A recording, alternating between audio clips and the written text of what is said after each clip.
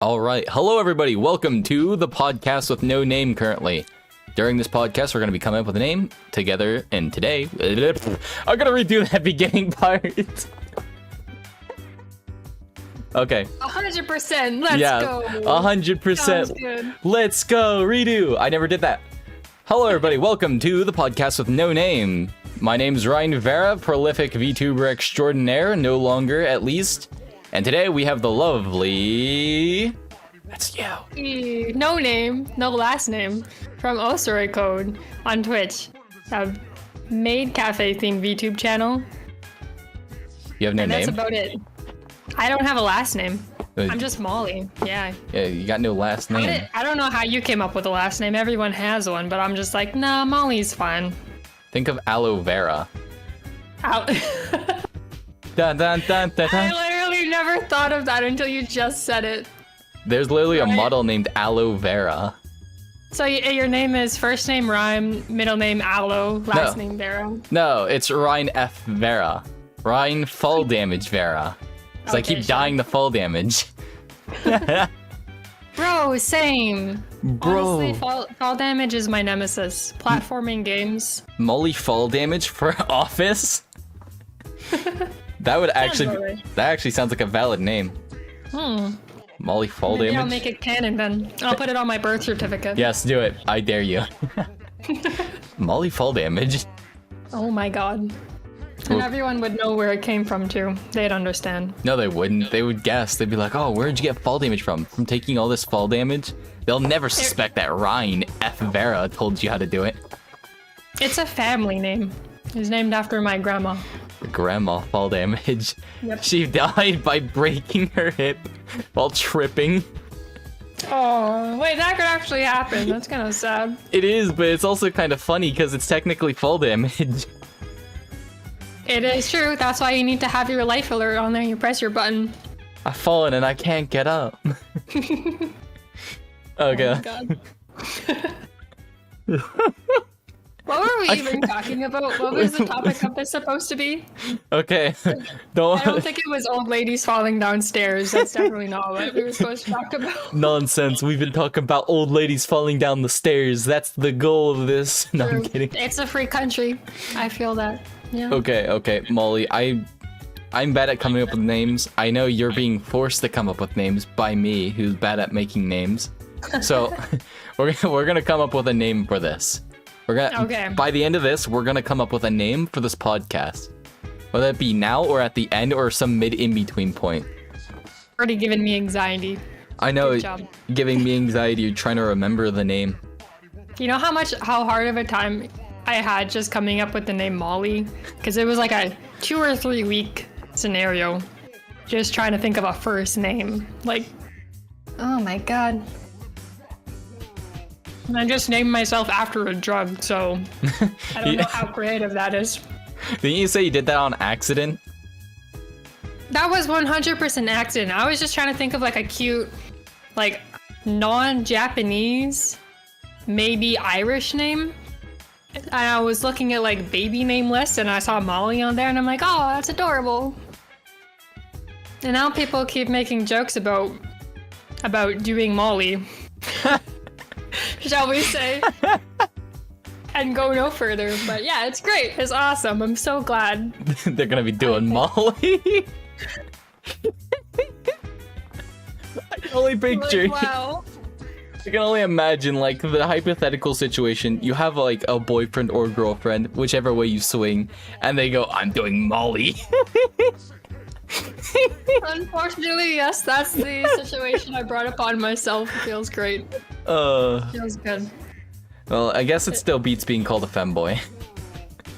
Does it though? Yes, it beats it by a landslide. Would you rather be called a femboy or a goblin? I'd rather be called neither. Well, that was one of the options. That doesn't count. I was like, no, I'm not a goblin. I'm not a goblin. Why would you call me a goblin? I would never. And then people gave up with the goblin and started calling you a femboy instead. No, they still call me goblin occasionally. Oh, good. Yeah, when I start playing games like Tarkov like a rat, they're like, you're a fucking goblin, you know that? And I'm like, ugh. You play Tarkov? I used to. I've never played Tarkov. I don't even really People keep trying to explain what Tarkov is to me, And it makes no sense at all. Let me just explain it in simple terms that even I would understand.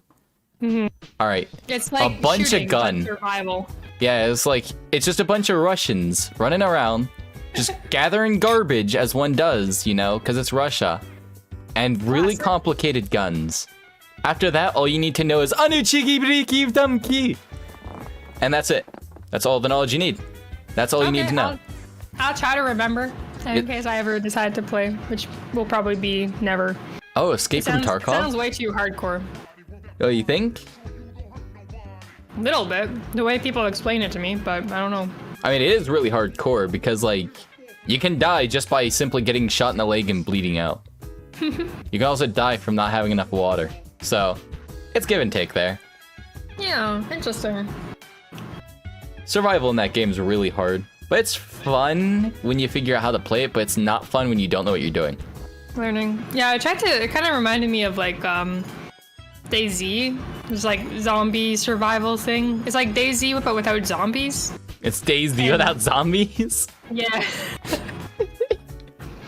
Where it's like, it's so complicated because if you want to do anything, you have to like, you can only have two things in your hand at once, so you need to like put the bullets in your cartridge and then put the thing in your gun and then, I don't know, it's way too complicated. Yeah. It is Tarkov for ya. Yeah, not so sure about that. It's really complicated. People sound really sweaty in that game too. I don't know. Yeah, they sit there and they're like, oh, you don't understand Russian? Well, let me tell you, ya gopnik. That says, it's, I don't know what that says. I think it says ladder. It says ladder. Don't go there. It says ladder. Oh man, and people are already telling me like, wow, I can't believe you play Warzone. People are so sweaty and hardcore in that game. Oh, it's easy. And then there's people that play Tarkov still, like, wow. Warzone's easy. Just pick a high DPS gun and just go at it. Every SMG in the game's OP because it lasers.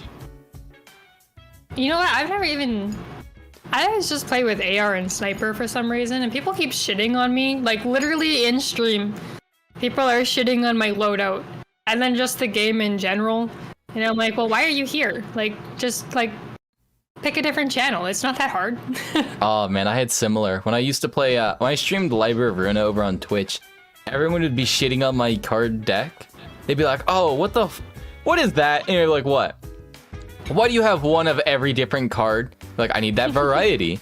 And like, you don't need variety, you need better cards. These are garbage. And like, what do you mean? They're all good. And they're like, no, it's not. Is that Trans Pierce? That's garbage. Get that out of here. Use a better card. And I was like, but this is okay. It works. That backseat thing, man, I don't know. On some levels, it's like kind of nice when I want tips on how to play or how to get better, which is the only reason I actually bother streaming Warzone, just to see what other people say. But at the same time, it's like, I don't think having different guns is gonna help me. Like, I don't think that's my problem. I think my problem is having no map awareness and no aim. And, like, getting my foot stuck on fucking windows and shit. Oh, I just got a bloody nose while listening to that. Is that good or bad? I don't know, because it's going, like, back down the back of my throat, so it, like, burns. That's disgusting. Go figure that shit out. I'll be fine. Okay, but let me tell ya. When I was playing Inscription, right? I was streaming Inscription over here on YouTube. Very fun game, by the way. Gotta say, you should definitely play it, Molly. I think you would like it. But someone, they popped into my chat and they're like, hey, that's not gonna work, or, oh, you lost. They'd be doing that constantly. And every time someone would do that, I don't know about you, but I like it when people try to backseat and then get mad whenever I obviously don't do what they're suggesting. Because they're like, oh, my strat would definitely work, so this guy's just bad at the game because he's not using my strategy. And then I would do something that would blow their fucking minds. Their little brains would just explode. Like, my favorite one was, so they were like, why are you using charge bots? They only give you one extra charge and they're not good for doing damage. And I was like, watch this. By turn 2, I could one-shot the enemy. And they're like, oh my god, this is crazy. This man's a psychopath. Or another one. There's like a item in the game that it plants bombs everywhere. And when one of them dies, that destroys the cards beside it. And because it does that, it did a domino effect. So what I did after that was I would place them down, then I would pick up a hammer and smash one of the cards, which would then blow up the rest of everything on the table. And everyone on my chat was like, what? You can do that? And it was like, yeah, it says on death. And this is considered death. Just unlocking new metas, basically, that people were previously unaware of. Mm-hmm. That's kind of like, well, we started playing, me and Maisie, we started playing Apex, but only with bows. Like, we'd only use the bow deck, or whatever it's called. And people were like, wow, what the fuck are you doing? Like, why are you using a bow in an FPS game? That makes no sense, but... The bow's busted. Started doing... It's actually fucking OP as hell. Like, it does so much damage. You only have to hit them like 3 times, maybe, with your arrows, and then they're down. Like, and it's sort of hilarious because at first people were like, wow, what the hell are these people doing? But when we play like arena matches with people, first round, they'd be using like, you know, your AR or SMG or whatever, fight us with the bows, and then the second round, they'd all switch to bows because they're like, these people know something that we don't, or like, what the hell is happening right now?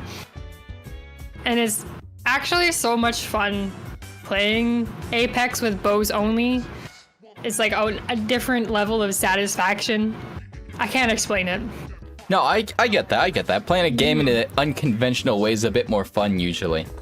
That's kind of why I play Apex with the no-kill runs, where I purposely go out of my way to kill people by like not killing anyone at all. So I'll be like, by the end of the game, the last guy alive and as Pathfinder, and I'll be grappling around like a madman. Enemy teams, 2 of them will be alive, and 1 of them will be looking for me the entire time. And all my crap will be garbage because I haven't killed anyone or dealt damage. But I'll be at the end of the game and they'll be like, where's he at? Where's he at? And it'd be just me and 1 other dude the entire time. And they're like, they'll never find me. And that's how I got most of my wins. I've won like 12 times just by not killing a single guy. By being a camping little bitch, you mean? I'm sorry. I mean to say a rat. You see, a camping bitch sets up a home inside of a corner. You see, a rat doesn't even live in a corner. They move everywhere. Just running around in circles the whole time. Yeah, pretty much. Interesting. You run wherever you think that they've already checked, so they'll look back there again, but then you just go into areas that they aren't checking. And then when they eventually decide that it's up to change up their look areas, you just hide around the corner. Like, you know how the doors open inwards and outwards? Yeah. But they only have 1 hinge? Just hiding behind the door. Yeah, they open the door and it conceals me, and I just go back out the door they just opened. Oh my god, so many people have done that to me in Warzone. But it's like, now I call it now. Like, I can see your fucking ankles. Like, you're dead, but... the trick is you look at the wall. You have to look at the wall, otherwise they will see your gun and feet. I'm just, like, prepared for the worst every time I enter a building. I don't even like walking into buildings anymore, because I'm just sure someone's, like, in the room, on top of the steps, like, hard scoping the stairs, just waiting for me to come up. Every time. Yeah, that's why you have a flashbang. That's also why they tell you to check your corners in the tutorial. Flashbang a room, then breach the door, then unload. Pretty simple. But nobody ever remembers that. Because that was in like an old-ass Call of Duty tutorial. And they're like, oh, that wouldn't apply to online mode ever. Nobody's ever gonna just sit in a corner of a room. Haha. Wrong. They were wrong. People get really salty if you flashbang them, though. It's like, okay, you can't be that mad, though, because it's literally just a mechanic of the game. Like, if you don't like that, then don't fucking play. Right? What I like to do is I abuse the shit out of mechanics like that to purposely piss people off so they play worse. So I can laugh at them when they die to their own stupidity. Oh yeah, that's literally a strategy. Or even like utilizing certain mechanics that'll like break the opponent's camera. Like there's this thing that you're supposed to do where you it's like slide cancel underneath a ledge or something, and then it does this weird head glitch thing. So the other person, like, you can see them, but they haven't seen your head pop up yet. Yeah. And then you utilize that to your advantage to like shoot the other person. right when they don't even actually even see you yet. Yeah, there's also the corner jump trick, where it was you go around the corner, then jump back around the corner, because they think that you're trying to run away. So when you jump out of the corner, you spray downwards, so when you land, the recoil is sending you up their chest anyways. And whatever random headshot you get lucky with a pot shot, the recoil will still send your gun going straight upwards from their chest to their head. So if you haven't killed them immediately, it will destroy most of their armor and then kill them. Which is why you fire center of mass. Right, don't aim for their head, aim for their... you told me that before, actually, too, when we were playing together. And I also remember you yelling at me for not closing doors. That's like the most... Yeah, oh yeah, I remember that. That's like... I was getting that's salty. Like half of what I remember from that session that we were doing was like, close the fucking doors, and I'm like, no! Oh yeah, I really remember having fun, but I also remember yelling a lot, but I don't remember, like... I remember enjoying the yelling a lot, because I thought it was funny. It's like fun yelling. But that's the kind, like, the games I like to play is when people are yelling, but like... But it's like, no one really cares if you don't do it. Yeah. Like, it's not, no one's getting salty and actually getting, like, mad and, like, fucking punching their, computer screen because you're not doing what they want, but... Yeah. Obviously, you could tell whenever I was playing with you, I wasn't doing that, but I was playing up... I don't want to lie, I was playing up my, like, care in the gameplay a lot, just to make it actually seem a bit more interesting, because I didn't want to, like, be in your stream and be like, hi, I'm Ryne Vera. I give no fucks about what my teammates are doing. I'm gonna die. Like, the entire time I was just like... You literally took, like, a 10-15 minute break to go read Naruto at some point, and he just, like, laid down on the stadium. Yeah, I laid on top of moved for 10 minutes, and you still got, like, 3-4 extra kills by the end of the game. Like, what the fuck is happening? I was, like, one of the last few teams alive, too. I remember that. Wow, I was like, what the fuck? That's stupid. Yeah, I was reading Naruto. I, like, pulled it up on the side, and I just sat there, and I thought it was funny. I think your chat, I don't know if they liked that or they hated it, but I know a bunch of people were like... I know a bunch of people showed up, though, and they were waiting to see me die. They were, like... I could tell, like, a good half of them were really salty that I was doing that, but they wanted to see if it worked. A camping piece of shit die. That's usually... Like, sometimes I'll literally... If I get killed by a camper, I'll just spectate them the rest of the game and just wait for them to get shit on, because I'm like... If you're camping, you're obviously, like, a shit player, like, you're not going to be any good, but I was pleasantly surprised a lot of times to find out that people that are camping just end up having, like, fucking crazy aim, and if they had gone out and been more aggressive and, like, pushed teams harder, they probably could have got a lot more kills, but they just chose not to do that for whatever reason, to try and get the win, I guess, but... There's a couple of ways you can run about playing the game. The method I play, I call it like the run and gun rat, where my method of playing the game works like this. I will strategically choose to wait in areas, but I'm not going to just wait in areas. Like, obviously, you saw me bum rush a couple dudes with a truck. You saw me literally hop out and spray and pray a bunch of people. I lasered a bunch of dudes when I was playing with you. All that fun stuff. I was using all my equipment, doing callouts and all that fun shit. But then when it was just me, pure disadvantage, teams of threes all around me, I just waited it out. Because it works. Sometimes it's just honestly the move, and like I sort of come to realize that now. Like, a lot of people will shit on someone if their kill cam is showing them just like camping a staircase or something, but sometimes it's like, well, what the fuck else are you gonna do? Like, you have like 2 people surrounding your building. If you jump out the window, you're going to be at a disadvantage. If you move from the spot you're at, you're going to be at a disadvantage and probably lose. So what else do you do, right? Yeah, there's not a whole lot of options. You need to play your cards right and smart. Running gunning isn't the only way to play a game. And I feel like a lot of players don't understand that. They think, this is Call of Duty. I need to run around and kill as many people as I can.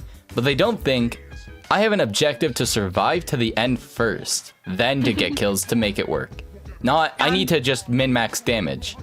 I'm definitely the person who, like, when I started playing with people, the people I played with were all about, like, getting high kill games and being really aggressive, so that's just tends to be how I play.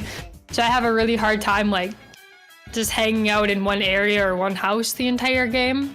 But I'll still do it if that's the most strategic, you know, advantage. Like if I'm gonna do something and then just die right away, well, there's no point, you know. So sometimes, yeah, I have to hide in a bush. Like yeah, you probably. Sometimes that's literally the best move to get more kills. Like yeah, like when I like I want to get more kills. So if I have to hide somewhere for a sec to get more kills in the end, then I'll do it. Like I'm not just gonna run into bullshit. Yeah, like when those 3 dudes were right about to fucking find me.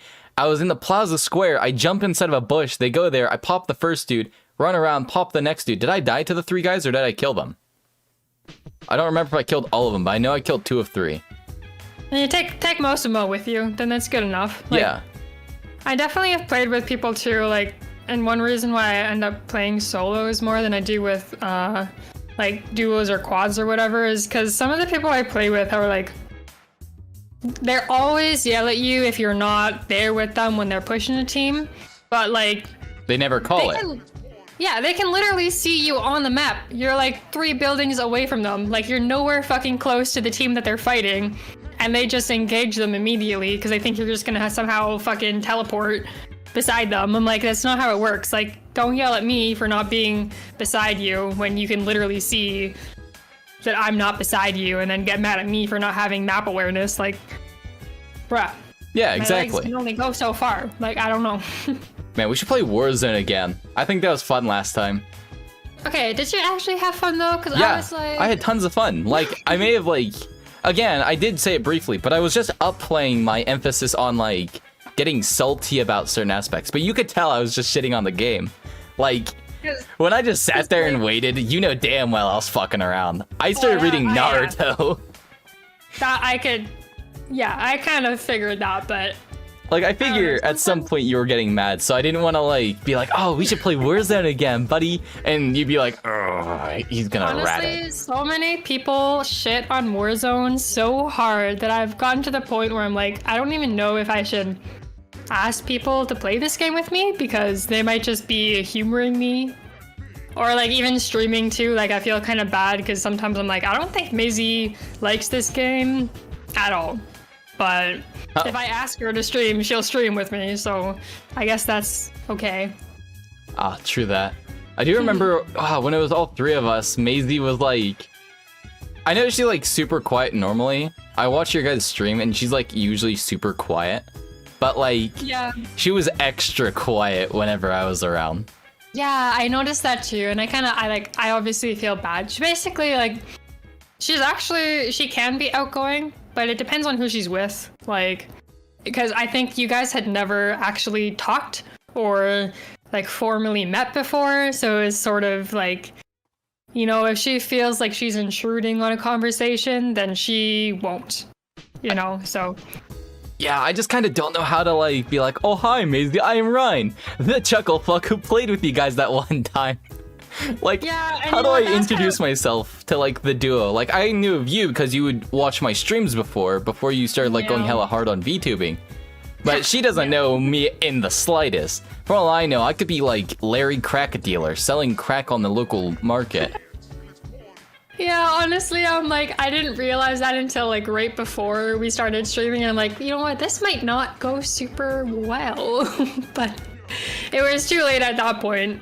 Yeah. But yeah, sometimes she just needs extra, like, time to warm up to people, and honestly, I'm the same way. Like, if she had asked me to stream with just some random friend of hers that I had never met, I would have acted the exact same way.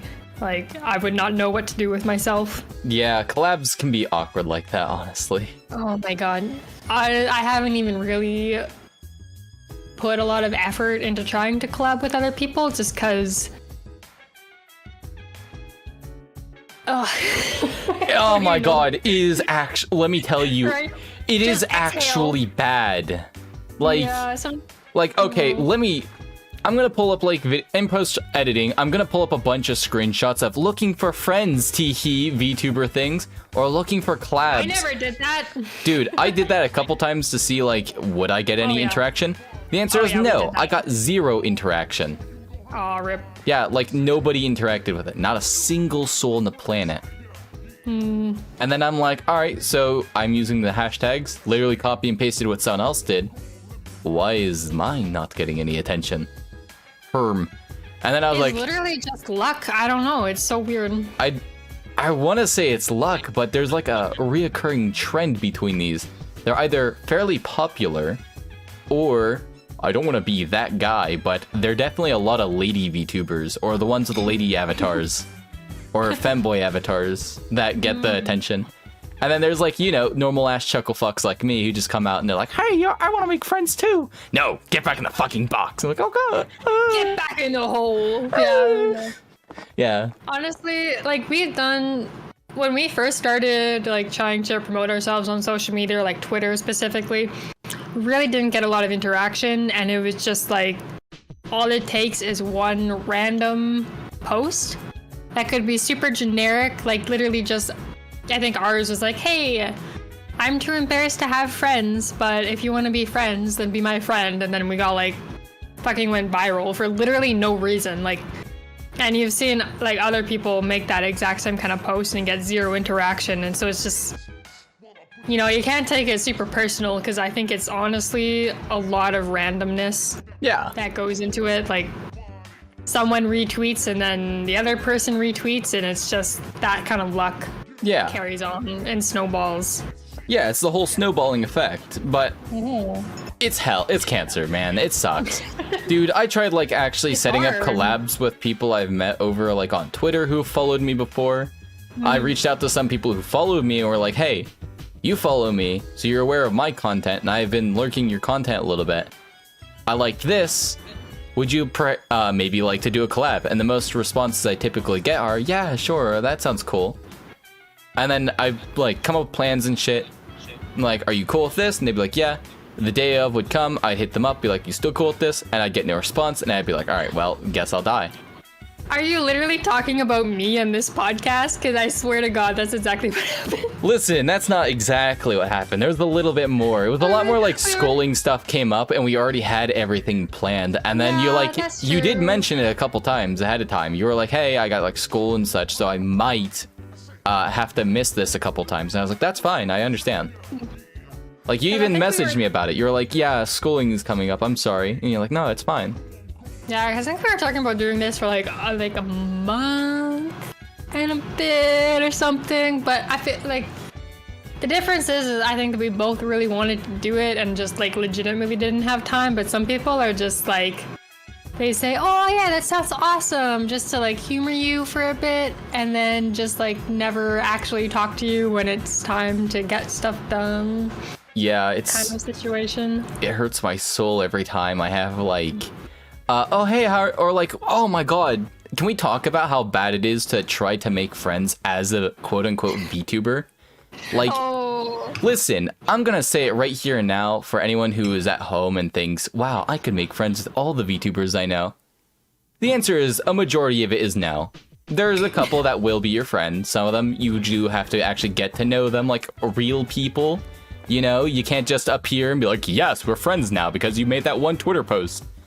But like, the people who make those Twitter posts that blow up, they're like, yeah, I want to make friends, let's all be best friends. And then it's like straight positivity.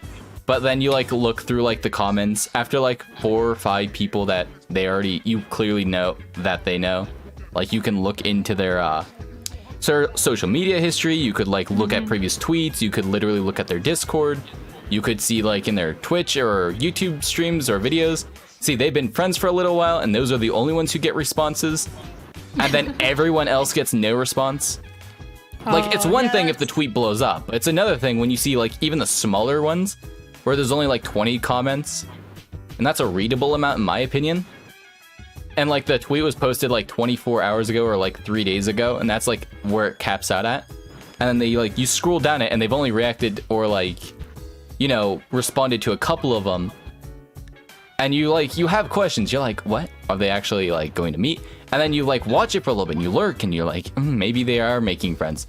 And then you see clearly they've just stuck with the same group of friends, done nothing different, never bothered. It is literally just a post to get clout, or at least be well known. Not all the time, but it's most of the time. I'm only like, I mean, I'm trying to be more active on like VTuber Twitter and stuff, but you know, I don't really read too much into things, but that's one thing I've noticed here is people are like, hey, I want more friends, or hey, I want people to raid, and then like just zero interaction with anything that people actually post. So that's one thing that I'm really trying to work on, like with our social media, is like, even if we get a tweet that, you know, goes viral and has like 200 comments on it, which should happen, we respond to every single fucking one of them, and it's so much work. Like, they just spend like probably 5-6 hours just replying to people on those kinds of tweets. Like really trying to put the effort into it to try to meet people, but at the same time, like, I don't think it's really realistic to think that you can reply to a streamer's tweet or whatever and then just become like best friends with them. Like, it's not that easy. Yeah. Like, because I've definitely had a lot of like DMs and stuff on Twitter, or you know, Discord, about, you know, people just basically feeling like they want to be best friends with me, and I'm like, that's really cool and everything, but I literally don't know you. Like, I've talked to you like twice. You know, you have to put some time into it first to be able to get to that level of friendship. Yeah, you gotta level up. Especially when it comes to being friends with streamers, because like, we're getting messages from so many people every single day. Ha, speak for yourself. Yeah. Okay. But alright, from your perspective though, you're getting messages from a ton of people. We're getting a shit. Okay, yeah, like, which is weird too, because that's only been happening for the last few months when we really started to go ham on shit. But, you know, you start getting messages from people all the time, so many notifications, it's like almost impossible to keep up with people. Like, and I'm not even like a big streamer or anything. Like, I'm pretty small, you know, channel wise compared to a lot of other VTubers, and it's still hard for me to keep up with as someone who has, you know, pretty decent social anxiety.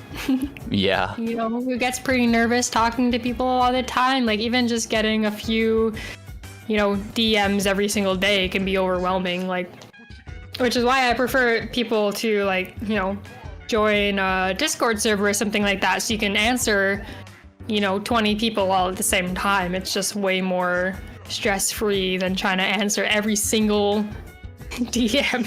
Yeah. That I get. Like, it's hard.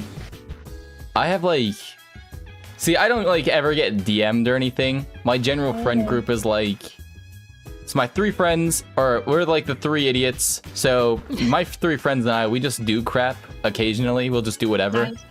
Like, we'll play Terraria together. We'll watch like Dragon Ball together. That's kind of like the whole thing we're doing. But those are like Dragon Ball? Yeah, we watched Dragon Ball together. Nice. We started from like the first one up to recent series. I think we just got after the Goku Black arc. But we just got past that. And, oh man, they're like the only ones who really message me, if I'm gonna be honest. Like, I've talked to like other VTubers, streamers, people I've previously collabed with. And I was like, hey, do you wanna, I don't message people first typically, I just assume that you don't wanna talk to me. So like, you should message me first. And they're like, yeah, okay. And then they just never. And I'm like, dang. I mean, with the Bard exception, that being Thornfalk, we talk regularly often, every other day or so. We have short conversations like, look at my feet, they're ruined. And I'm like, oh, that's one big foot.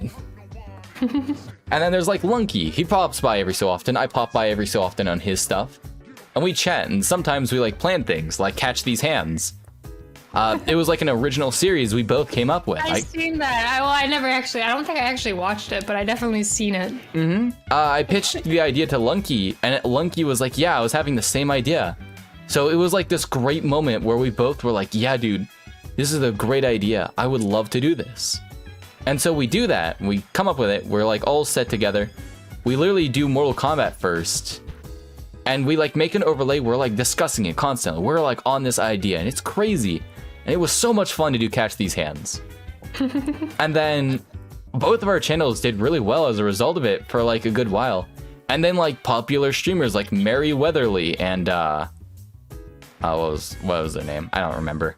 But like Mary Weather like took the idea and was like VTuber Duels. and use that. And because of Catch These Hands. And that was really cool. And like even Lunkki got approached by someone at a convention and asked Lunkki to do like the VTuber panel because of Catch These Hands, and asked him to do that with some other famous VTubers. That's like the dream.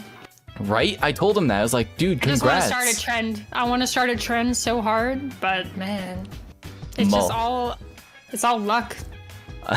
Molly, don't worry. We can start the trend. I troll myself every day telling myself I'll start a trend, but I did it once with Catch These Hands, so I think I'll do it again any other time. No doubt. It's just perseverance. You gotta keep trying, keep posting shit all the time. Doesn't matter if you think it's good or bad, just like as long as it's a lot. Yeah. It's like kind of about numbers, honestly. The more you post, the more likely it is that something's gonna get picked up. Yeah. It gets picked up, it gets popular and whatnot. But like, I don't know, I want to do Catch These Hands again. Because that is like a series that's near and dear to my heart here now. Because A, it's a great idea, and B, I just need to actually collab with people. But the issue is I just can't get collabs. Like, I try reaching out to these VTubers, they're like, oh, I want to do collabs. And they don't respond to their DMs. I'm looking at you, Twitter. Look at my eyes. I'm looking dead into the eyes of Twitter right now. Honestly, and, half the time I think people are just scared of answering DMs, especially on Twitter. Like, even I was pretty like, I'm not sure where this is gonna go, because sometimes you think someone's, oh, they're just being nice, they're just asking for a DM, and the next thing you know, they're like messaging you every single day, like asking what you ate for breakfast, and they're like, okay, bro, that's too much. Like, bro, a simple hi every other day is fine to me. So I don't know, sometimes I feel like people are just like nervous about that kind of thing. Yeah, and then there's the people who say they hate small talk but can't hold a conversation. Yeah. Like, oh, I hate small talk. Don't ever hit me in DMs with a small talk or I'll block you. And then they're like, their conversations are like stale bread. Like, you'll ask them an open-ended question, like, what's your favorite movie and why? And they'll be like, any. And then they won't respond past that. And then you're like, listen, we both play games, we're both VTubers, we both obviously like anime, what's your favorite anime? And they'll be like, any. Any. And then I'll be like, I'm gonna fucking strangle you. Like, why even respond, talk? You know? Like, don't respond if you're just gonna respond with plain answers. Yeah. And to be honest, I haven't even really tried to set up like collabs with any other like VTubers or streamers, because honestly, I just don't think anyone is really interested unless it's someone they already know, like someone they previously know. But I would never like message someone I just met yesterday and ask them to collab. Like, I feel like you really have to talk to somebody for a while first. I usually that's an option. Yeah, I see where that goes, right? Where you're like, you talk to someone for a bit to figure out if you're like compatible to do collabs. Yeah. I kind of did that with you for a little bit. You know, I was like, play Call of Duty with me, and you're like, okay. And we played it and we had fun, and I was like, heck yeah, this is pretty good. I think this would be good for a stream or something. But like at the same time, I do like the simple prodding. I don't do like the complex super, I have to know you for 5 years before I even consider even collabing with you. But like the difficult part is getting them to play a game with you, because most people will only play the same 3 games. And maybe you don't like those same 3 games. Maybe you don't like playing Warzone every day of the week, or Apex every day of the week, or Valorant, or the new Call of Duty. Like, it's good to be able to branch out into different things. Like, and that's what I think. Like, some people say being a variety streamer is really hard, but I don't know. I think it gives you more options overall, especially when it comes to collaborations and stuff. Like, if you're unwilling to play anything but your main game, then you're probably not gonna have a lot of people want to play with you. Like, I don't know. But I also feel like variety streaming in general, right? The issue with variety streaming is you don't do the same thing long enough. So what ends up happening is your viewer or your audience that came for you that one thing will not stick with you past that one thing. Yeah, it's so you need to really sell yourself to the people who do show up. But I feel like a lot of newer streamers don't do that. They don't do it very well, if even. They will sit there, they will there's the difference between being chill and being boring. A chill streamer, they might not sound like they have a shitload of energy, but they're gonna still crack jokes occasionally, they're gonna have a laugh, they're gonna talk to their chat and interact with each other. But when someone isn't chill, or they're just simply boring to watch, they are either trying to be the most full of energy they can be, or they're just simply not responsive to their chat. The only time that I think people can like do stuff like that is if you're actually like pro level at whatever you're playing. Like if you're like the best in the world, then you don't have to fucking talk to your chat at all. It doesn't matter. They're still gonna watch you because they want to watch you for the skill, not for who you are as a person. Yeah. But literally anyone else has to be sort of interesting as a person. Or like, you know, if you're just not good at games, like myself, you kind of have to be sort of interesting on stream because like no one's gonna watch you for your skill because you have none. Exactly. You know, you literally are streaming for your personality and nothing else because like there's nothing else there. It's pretty much that, yeah. But like, there's also the little tiny bit there, right? So if you've ever noticed it before, when people do variety streaming, like some of them can be interesting to watch, but some of them are like interesting to watch, right? But they do too much variety. That's the other thing. Like, example is when I was on Twitch, I would stream Dead by Daylight for like a month, and then I switched to something else, and would occasionally come back to Dead by Daylight. When you do variety streaming, for anyone who's like new to streaming or whatever, or listening to this afterwards, the trick is you want to play similar enough games, but not too similar games. Example, I just played Friday, Five Nights at Freddy's, you know, the really buggy one, the new one that came out, right? Sure. And then I went to go play Inscription, and both of them did really well on my YouTube. I had like over 100 views on each one of them, which is great in my eyes because that shows there's obvious interest in each one of them. Because even if some people in my chat didn't like Friday Night or Five Nights at Freddy's, they would still like Inscription when I streamed it. Mm-hmm. And then when I went from Inscription to I'm going to Library of Ruin next, it's interesting to see like the similarities between games and try to find them, and then just simply attach your audience previously to the next one. But what a lot of new streamers don't do is exactly that. They'll play like completely different games. They'll start day one with Tetris, and they'll end day two with Call of Duty. Those two games aren't very similar in the slightest.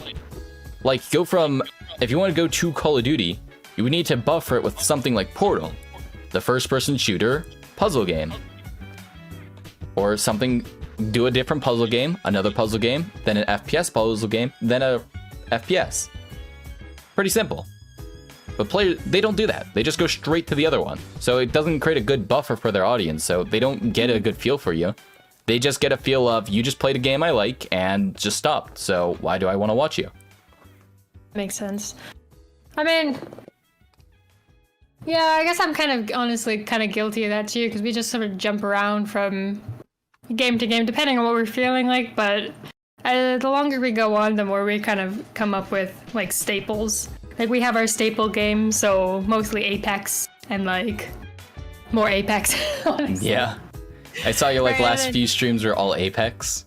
Yeah, mostly Apex, or then or like Minecraft. Right now we're on Valheim, so we'll like pick one game and play a whole bunch of it, and then just sort of play different games in between. So we'll do like Valheim, and then random Warzone stream. You know, we're not afraid to like switch up genres and stuff, just depending on what we want to do. Yeah. But we're not like jumping back and forth for totally different genres of games. Yeah, exactly. You got the idea. Yeah, but most of the time when we stream, it's very much like depends on like our interactions with each other and what we're talking about. Like, it doesn't really matter what we're playing. I feel like most people are there to just watch and listen to us talk most of the time. Yeah. Like, man, I've seen it tons, right? Where like newer or like older guy VTubers even, they're like, oh, they don't like me because I'm a guy and that's why they don't watch me. Like, man, it's because you don't talk to your chat, or like you don't have any staples, or you don't have any in-jokes that you run with. Yeah, or like some people don't even use, they either don't use a model or don't use a face cam, and they're like, oh, well, all the 2D streamers are taking my views, and I'm like, bro. Bro, what do you mean? You're not even giving us anything to look at, like what? You're giving me like, nothing of value to watch, so why would I stick around? Yeah, and like that. Obviously, sometimes, like, I definitely agree that there is some people on Twitch that are just sort of, you know, pulling their shirt down and getting a whole bunch of views, and that's a legitimate issue to be mad at, but it's like, they're not stealing your views. Like, if they weren't there, you wouldn't be getting those views, man, so why are you mad? Like, sometimes it's literally just about putting the effort in. True that, yeah. But like, people confuse the effort with like grinding it, and you don't grind to put effort behind something.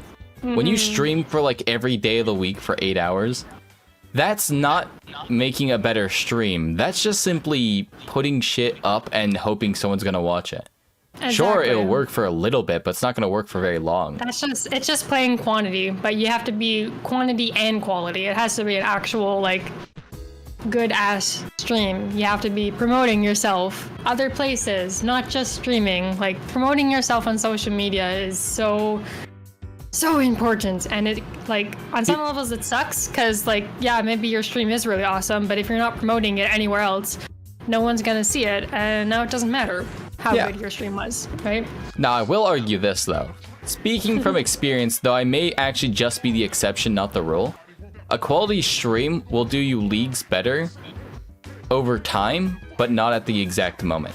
So, like, you already know, I got to 1,000 followers on Twitch, and I'm proud of that. Got to 1,100 before I just quit on Twitch. Yeah. They weren't all active, and during the latter time, Twitch just kind of stopped showing me to people. So I was getting mad, because, you know, I swear like a sailor on stream, so Twitch is like, no, we're just not going to show you to anybody. Aww. And I was getting mad at it, because like only 3 people would get notifications, and then my streams would go from like, I had like an average of 20-something viewers before, and then it starts dropping, and it just continuously drops. And I'm doing like different things, you know, I'm trying different things. I go back to old things, it still keeps falling.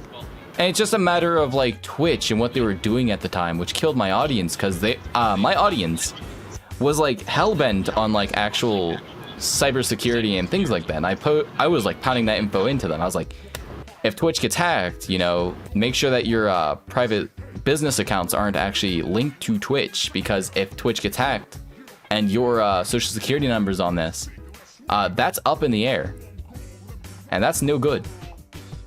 So you gotta watch out for stuff like that. And like, or my favorite one is the Amazon wish list thing, where your Twitch viewer can buy things for you. I criticize that so hard. Yeah. You use it, don't you? Yeah. Yeah. Yeah, I know. Oh shit, I got called out. Oh, okay, no, so, well, it's, what do we use? It's like Throne or something like that, so you can go put whatever you want on your wish list, and people can buy it for you without knowing your personal information, address, and stuff like that. Yeah. Which, I mean, I don't know, we kind of set it up just because we got like a code from somebody to like skip the waiting list or whatever, and like, fuck it, let's just set it up. It sounds fun. I don't know. It's not like anyone's gonna use it. You know, is sort of our thought process. Did someone use it? Oh yeah. Oh yeah.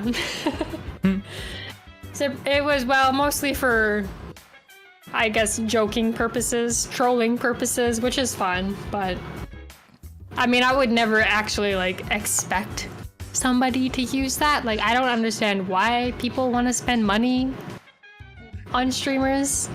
Being a streamer myself, sometimes I'm still kind of like mind blown people are donating. Like, man, you can buy coffee with that. You can go buy like something for you with that. Why are you giving it to me? I don't get it. I usually discourage people from donating. Back when I was on Twitch, bad. Like, I don't, like, I'm grateful, but it also feels bad because I don't feel like I'm giving somebody like $20 worth of content. Like, I just don't feel like I'm that interesting or whatever, you know? Yeah.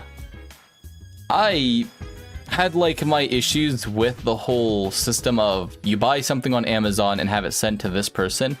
But as someone who is kind of aware of cybersecurity, if that service itself got hacked or someone used any form of hack to just get around the securities it has, that is a lot of people's addresses being leaked. And yeah, I guess that's really bad for like you, for example. Let's say it goes straight to your house and not a PO box. Someone could use that to figure out your address and dox you or stalk you or worse. And I feel like this is like a security issue. I'm like more concerned for like the lady streamers on Twitch who use this, because we know someone's going to use it to stalk someone. And when the vulnerability is found, it's gonna either be used for malicious intent or someone's gonna point it out. But if nobody points it out, it's definitely gonna be used to stalk lady streamers, and that's scary to think about. Like, and most of the time I don't feel like most people think about that. Like, I never really think about that. I just sort of look at it, it's just fun, stupid thing. It doesn't really matter. No one's gonna use it. No one's gonna care.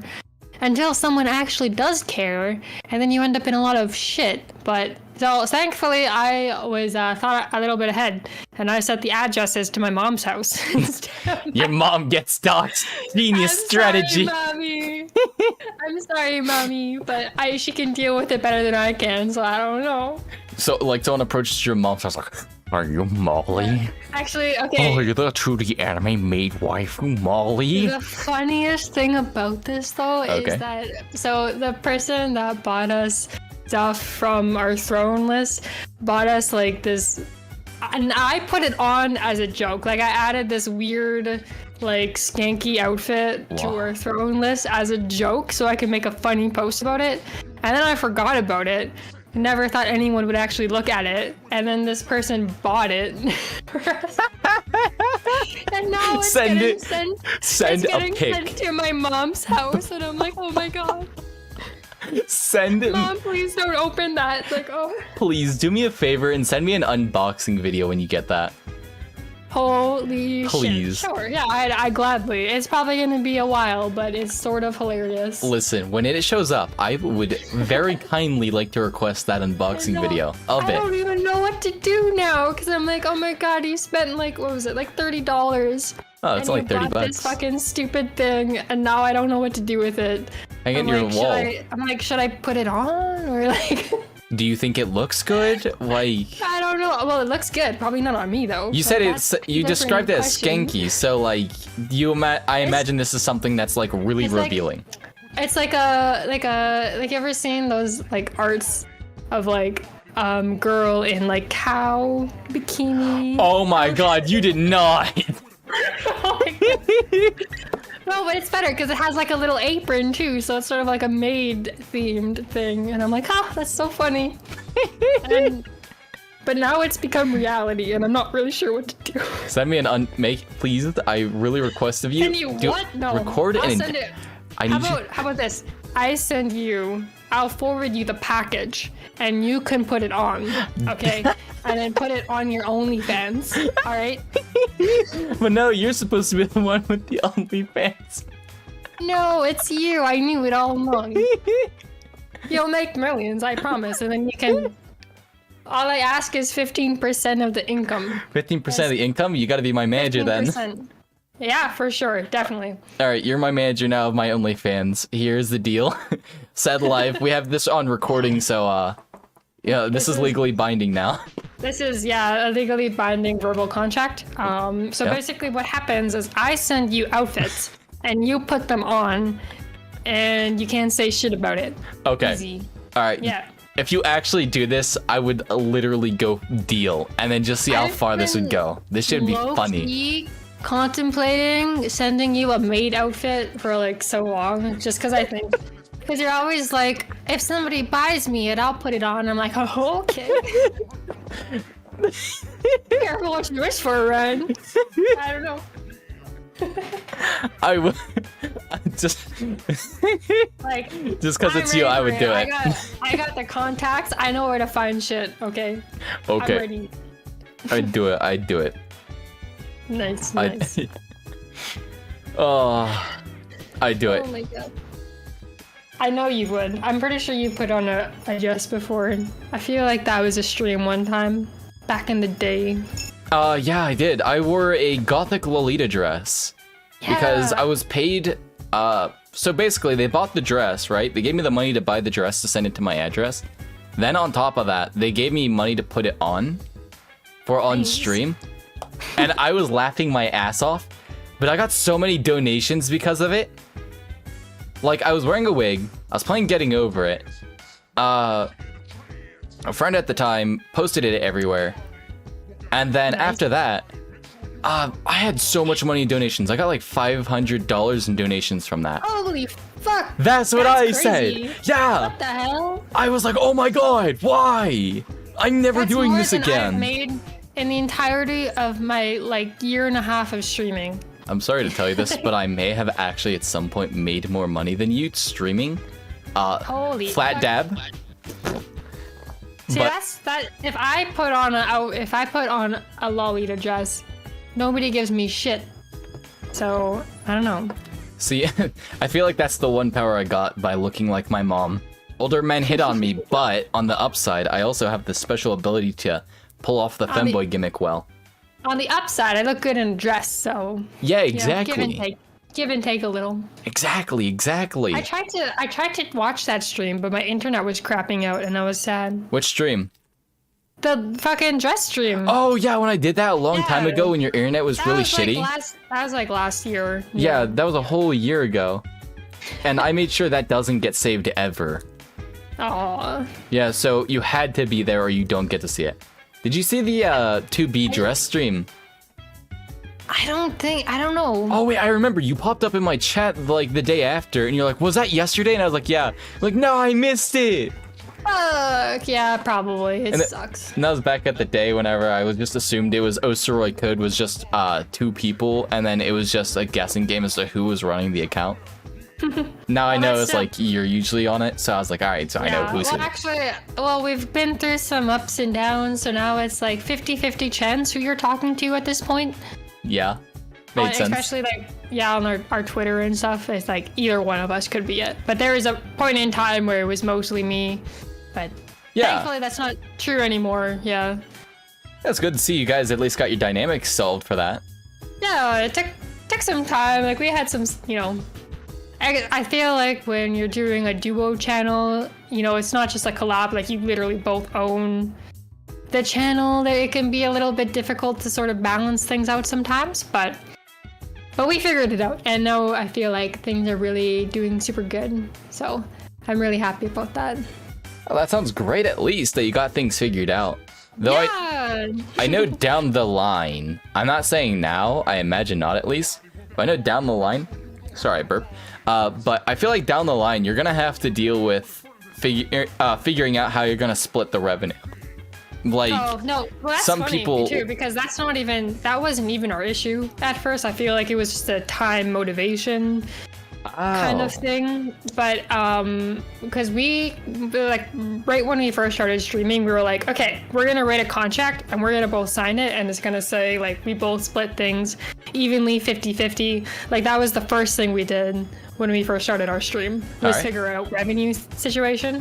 So yeah, most of it was just like, I mean, honestly, it was sort of like the transition to VTubing that sort of made things weird, because at first I wasn't really sure if I wanted to do VTubing, and I didn't really understand what it was, and I had my heart set on like cosplay streaming, when we were still sort of just like getting into that, and then Maisie was like, yeah, actually I kind of want to do VTubing instead, and then things kind of got weird.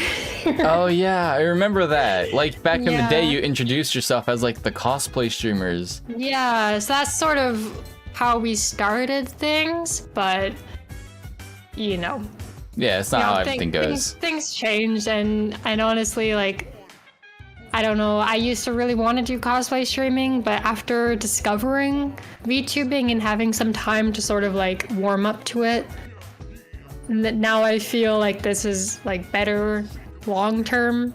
It's way affordable. more comfortable. Yeah, affordable. Well, I mean, is it though? Well, I mean, I made all my Sometimes I wonder. assets, so I paid the low Yeah, cost of $0 and Well, made. that's the Yeah. thing with VTubing is like if you're artistic, if you're talented artistically, then you can do VTubing for a lot less than other people can. But if you want to be a VTuber and you have zero art skill, you're not fucking good at making VRoid, like you're boned, you know? Like you're gonna have to spend so much money getting other people to do it for you. And you can kind of tell, like, you know, the people that do have that artistic ability tend to take off way faster than people that don't, just because they can put so much more into it than other people can. Oh yeah. Have you ever? Oh man, I'm pretty sure you've seen this around every so often. But have you ever seen like those VTuber accounts or VTubers in general who would purposely discriminate against VTubers who either use VRoid models or have what they would consider garbage character design?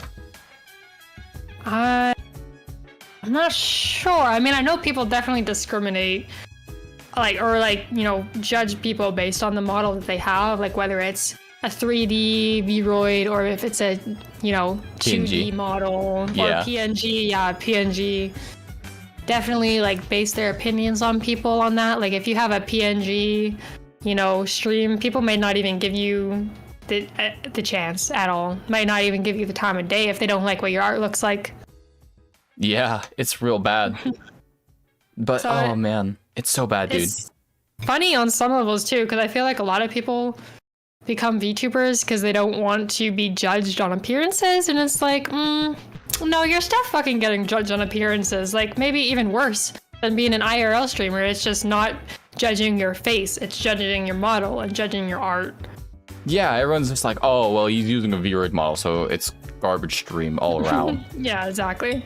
And like people that are using, you know, those really expensive 2D models, just most of the time get more views and get more interaction and stuff just because they look nicer. Yeah, everything looks more professional, so they just assume, oh, this is a better guy. Like I've seen some exactly. streamers, right? They're not like interesting to watch in the slightest, but just because they were well known or they were active in other communities, early on, whenever they started streaming, they blew up rapidly. Like it took me a year to get to 1,000. It took another person literally half a day to even get there, and further than I ever have been. Holy shit. Yes, I've seen that so many times, especially since like being more present on like VTuber Twitter and stuff, where people will just post their like character reference sheet and then it just like explodes and they get like 2,000 follows like within a day. And it's like you literally haven't even streamed yet, you know? They've never streamed. I feel like there's so much pressure for people to like have these crazy expensive models and stuff before they even start streaming, and that's crazy. Like I can't imagine. Ah man, who was that one VTuber? It was like Artemis Blue. I remember like they used to be a cover singer. Artemis Blue. I think that's what their name was. Yeah, I'm not sure. I'm really sure they used to be a cover singer. VTuber group until you're alive, yada yada.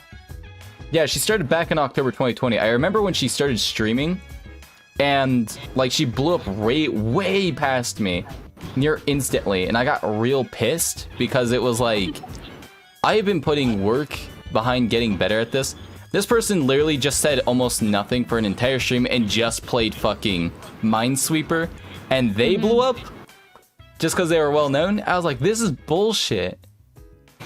Yeah, that's the same thing too. Like if you have something else where you're, you know, well known, whether it's, you know, But it's like singing or art or something like that, and you start to branch out into anything else, then you're gonna get more, you know, hits just because you have a following. yeah, It but doesn't really matter what your stream does, but at like the time, I didn't know they used to be like a cover singer under a different name on YouTube. I thought they were just some random person. yeah, just some random person, because that's what it looked like. There was a new Twitter account, so there's nothing to go back and trace on. So there's no way I could figure it out. But it turned out there was some other cover singer on YouTube, and they apparently rebranded into a VTuber. And the only way I learned about this was because my mod, Calamity, he was like, yeah, I used to listen to their songs, but since becoming a VTuber, I stopped watching them. since they like a lot. I will say it now. Like, don't go from something else to VTuber. It usually shoots you in the foot because it alienates your audience, and if they don't have that expectation of you becoming a VTuber at any point, they will get mad about it, and they will not return to your content. Like, let's use Lost Paws. His channel has been on the decline for a good while, even though he's at like 1 million subs. Ever since becoming a VTuber, I have not seen a... Okay, I guess one of his videos got up to like 100,000 views. But he like did VTubing for a little bit, but then went back on it because I think it may have been because it shot him in the foot. Like, he does Twitch streaming as a VTuber, but when he would do his VTuber videos, his views dropped from like 100,000 max down to like 50,000. And I was like, wow, that's so bad. Yeah, I guess it kind of depends on what your audience wants and also like what the person wants too. Because if like you're just doing VTubing because you want to try to get on the bandwagon for something that's doing really good, but your heart's not really in it, then it's probably not going to take off. You know, I feel like that can be said for a lot of other things as well, like, you know, random YouTubers becoming, you know, singers and stuff like that. Which I've seen a lot of people just like try to start branching off into some other thing, but they don't really want to, or not really good at it, or just don't really care that much. Yeah. It's just it's just weird to think about though. Like, people can just come in, blow up, and then everyone else has that sudden expectation of, well, shit, now I have to explode or I'll die. Yeah, well, especially with VTubers too. People feel like, well, if I don't get, you know, 1,000 followers within the first week, then I might as well not even stream. And like, yeah. Bro, I've been streaming for like a year, almost 2 years, and that, like, you know, I don't know, I'm kind of, in a way, I'm kind of glad that I never had to go through that, like, you know, getting a huge following before you even start streaming, because then that would be terrifying. Like, what if you get 1,000, 2,000 followers before your first stream, and then you stream for the first time, people realize you're boring as shit, and then never come back? Like, that's so scary. I would never want to do that. You know, like, I want to prove myself to people first. Yeah. Before they follow me. I want people to follow me because they like me and believe in me, not because, you know, they want to just see what happens.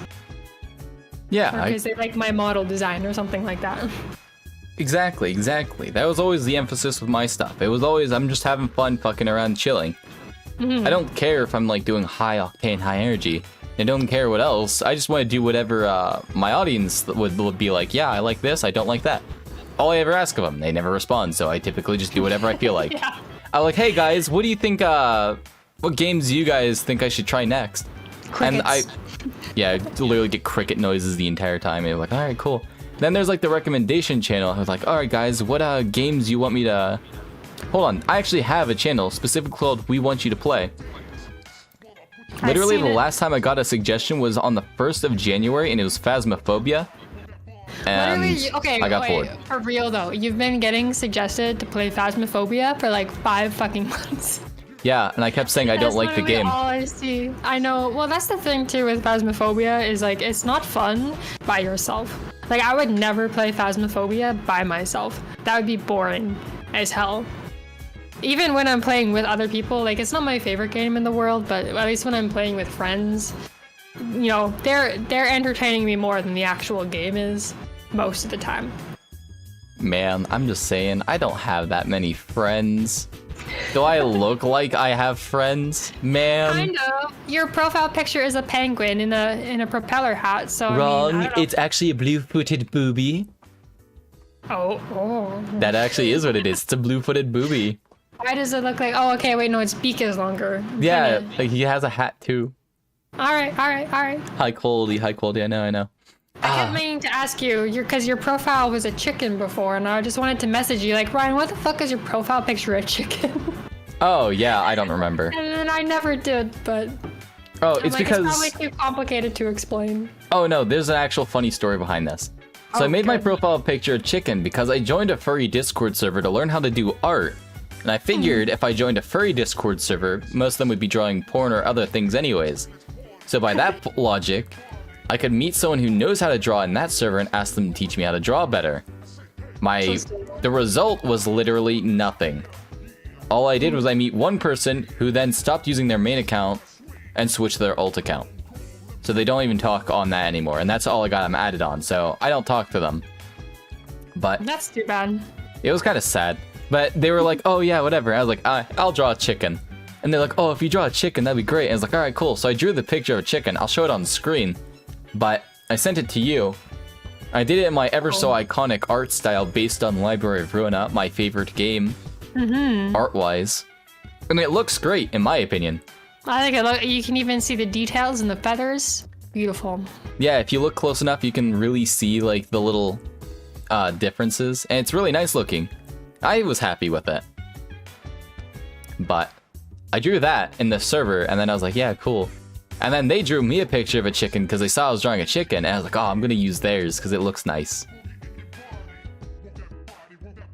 That is the story of the chicken profile picture. I did an art trade with chickens. That's interesting. Well, I'm glad I know now. I should have just asked before. It is like a pretty nice looking chicken. Why thank you, why thank you. It is a very high quality chicken. And I'm gonna try to work more on drawing and stuff like that. 'Cause I think my New Year's resolution was literally to draw more, and then I fucking haven't drawn since my New Year's started. Dude, just force me to draw with you. We'll draw something cursed. But my New Year's resolution was to I'm trying to remember what it was. It was to finish making my rap song. Rap song? Yes, because I was pissed. Because I remember... You may notice there's a running trend here. I get mad and then I do something and to spite the thing that I'm mad at, despite it not mattering in the slightest. Like, example, if you want to know why I'm even a streamer, or was a streamer, sure. It was actually because I applied for a HoloLive. First time they were doing auditions, it was like a test thing, right? Where they were trying to gauge interest. Right. They did their first one in America, and I applied for the audition for it. But I realized I needed time. I needed to show that I can consistently stream and get better as I go along. So that's what I was doing. I was doing it on Twitch. But then I realized Twitch doesn't save the old videos, but I didn't care because I was having fun with it because it was a hobby. And it was getting me off of mourning... The rage was getting me off of mourning my pap's death. That was my entire motivation. My pap died shortly before I started streaming. And then I was depressed. Then I saw the HoloLive audition, applied for it for shits and giggles. And then after that, I was like, wait, I'm kind of enjoying this. So I'm gonna keep doing this. So I kept doing it. And I made it a tradition where every time they put a thing out, I apply for it repeatedly. Without the expectation of actually ever getting accepted, because I knew damn well that's not gonna ever happen. But if it does, that's crazy, but I doubt it. So my expectation was really low. So I was depressed, mad, and on top of that, had nothing better to do. So I needed a way to vent my depression. So I did that, boom. What was I talking about again? Because you showed me your application video for HoloLive. I think that was like the third time you said you'd done it. Oh yeah, no. Yeah. So I did like the third time. This background is literally just a picture of my carpet, and I'm like, wow. Yeah, it's already like near the end of the month, and I haven't gotten word back from HoloLive. So I have until the 7th of, because I put it in on the 7th of this month. So if I don't get a response by the 7th of next month, you know damn well I didn't get accepted. You ain't getting called. I ain't getting that call, baby. At some levels, it's like, I can't even imagine how many people probably apply for that. A bunch. Because HoloLive is fucking big. Bigger than I can even really comprehend or have awareness of how big that company is. I don't know. No point in not trying. I was thinking about like VTuber groups like that. If it's worth it. Ah, man, they're not worth it. Sometimes, like, some of them look kind of fun. Or like, I don't really know much about HoloLive, but like V Shoujo. Like, because it's a smaller, maybe just because it's no, they're large. They're large as hell, man. Yeah. They're like an actual company. It's ran by people. Well, I only know like the 7, I think there's like 7 group members in it right now. as far as I'm aware of. Yeah, they don't do auditions. It's if you're an indie streamer and you're like pretty popular and they do like auditions or whatever for you to get an opportunity to be in, it's more like, oh, these are the people we're cool with, and this is just the most roundabout way we can get these cool people in with us without it seeming cheaty. Interesting. That's kind of the whole thing with it. I don't really know that much about them, but so I'm sort of like, I wonder about it sometimes because I don't think like my channel in particular would ever really be able to be incorporated into something like that because we're already a duo group. I just don't really feel like any group or like VTuber group would want to bring in a duo channel because most people don't even understand what the fuck it is. Like, it's not that hard of a concept. It's two people running one channel. You wouldn't think it's that hard of a concept, but people literally can't wrap their head around it. Like, so like, oh, so you like one person like that has two personalities, or like what the fuck is happening? It's two people. I think someone called us a weird Siamese VTuber once. I'm like, is that a joke or are you trying to diss us? Like, I don't understand what's happening right now, but that's so weird. I don't know. I was like, that sounds kind of rude, but maybe you're just like a weird sense of humor. Like, I don't want to read into it. I don't know. But I guess it's just having a duo VTuber channel or just channel in general, super uncommon, apparently. And I guess I've maybe seen like 3 other channels that have 2 people running it. I don't know, man. I know most of the channels that pop off though. Excuse me, I'm gonna be burping. I just had like dinner a minute ago. But like, I know most of the really popular channels that do pop off typically have managers running them. People who do all the networking, social engineering, all that fun stuff of actually meeting people and then introducing their talent to other people. It's usually like someone has a boyfriend and a girlfriend, and then the boyfriend comes up with the idea and the girlfriend wants to try it. So the girlfriend goes for it and the boyfriend runs the management. That's usually how it typically goes. I've seen it 1,000 times over. That's usually how it pops off, because then like 2 people run the same channel, and then it's usually like one of them acts nice and then the other one actually runs it, and then you think you made a friend or something, and then boom, it turns out it was just some dude running the social media and the person doesn't even know you.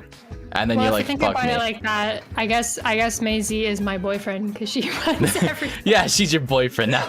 Maisie boyfriend confirmed.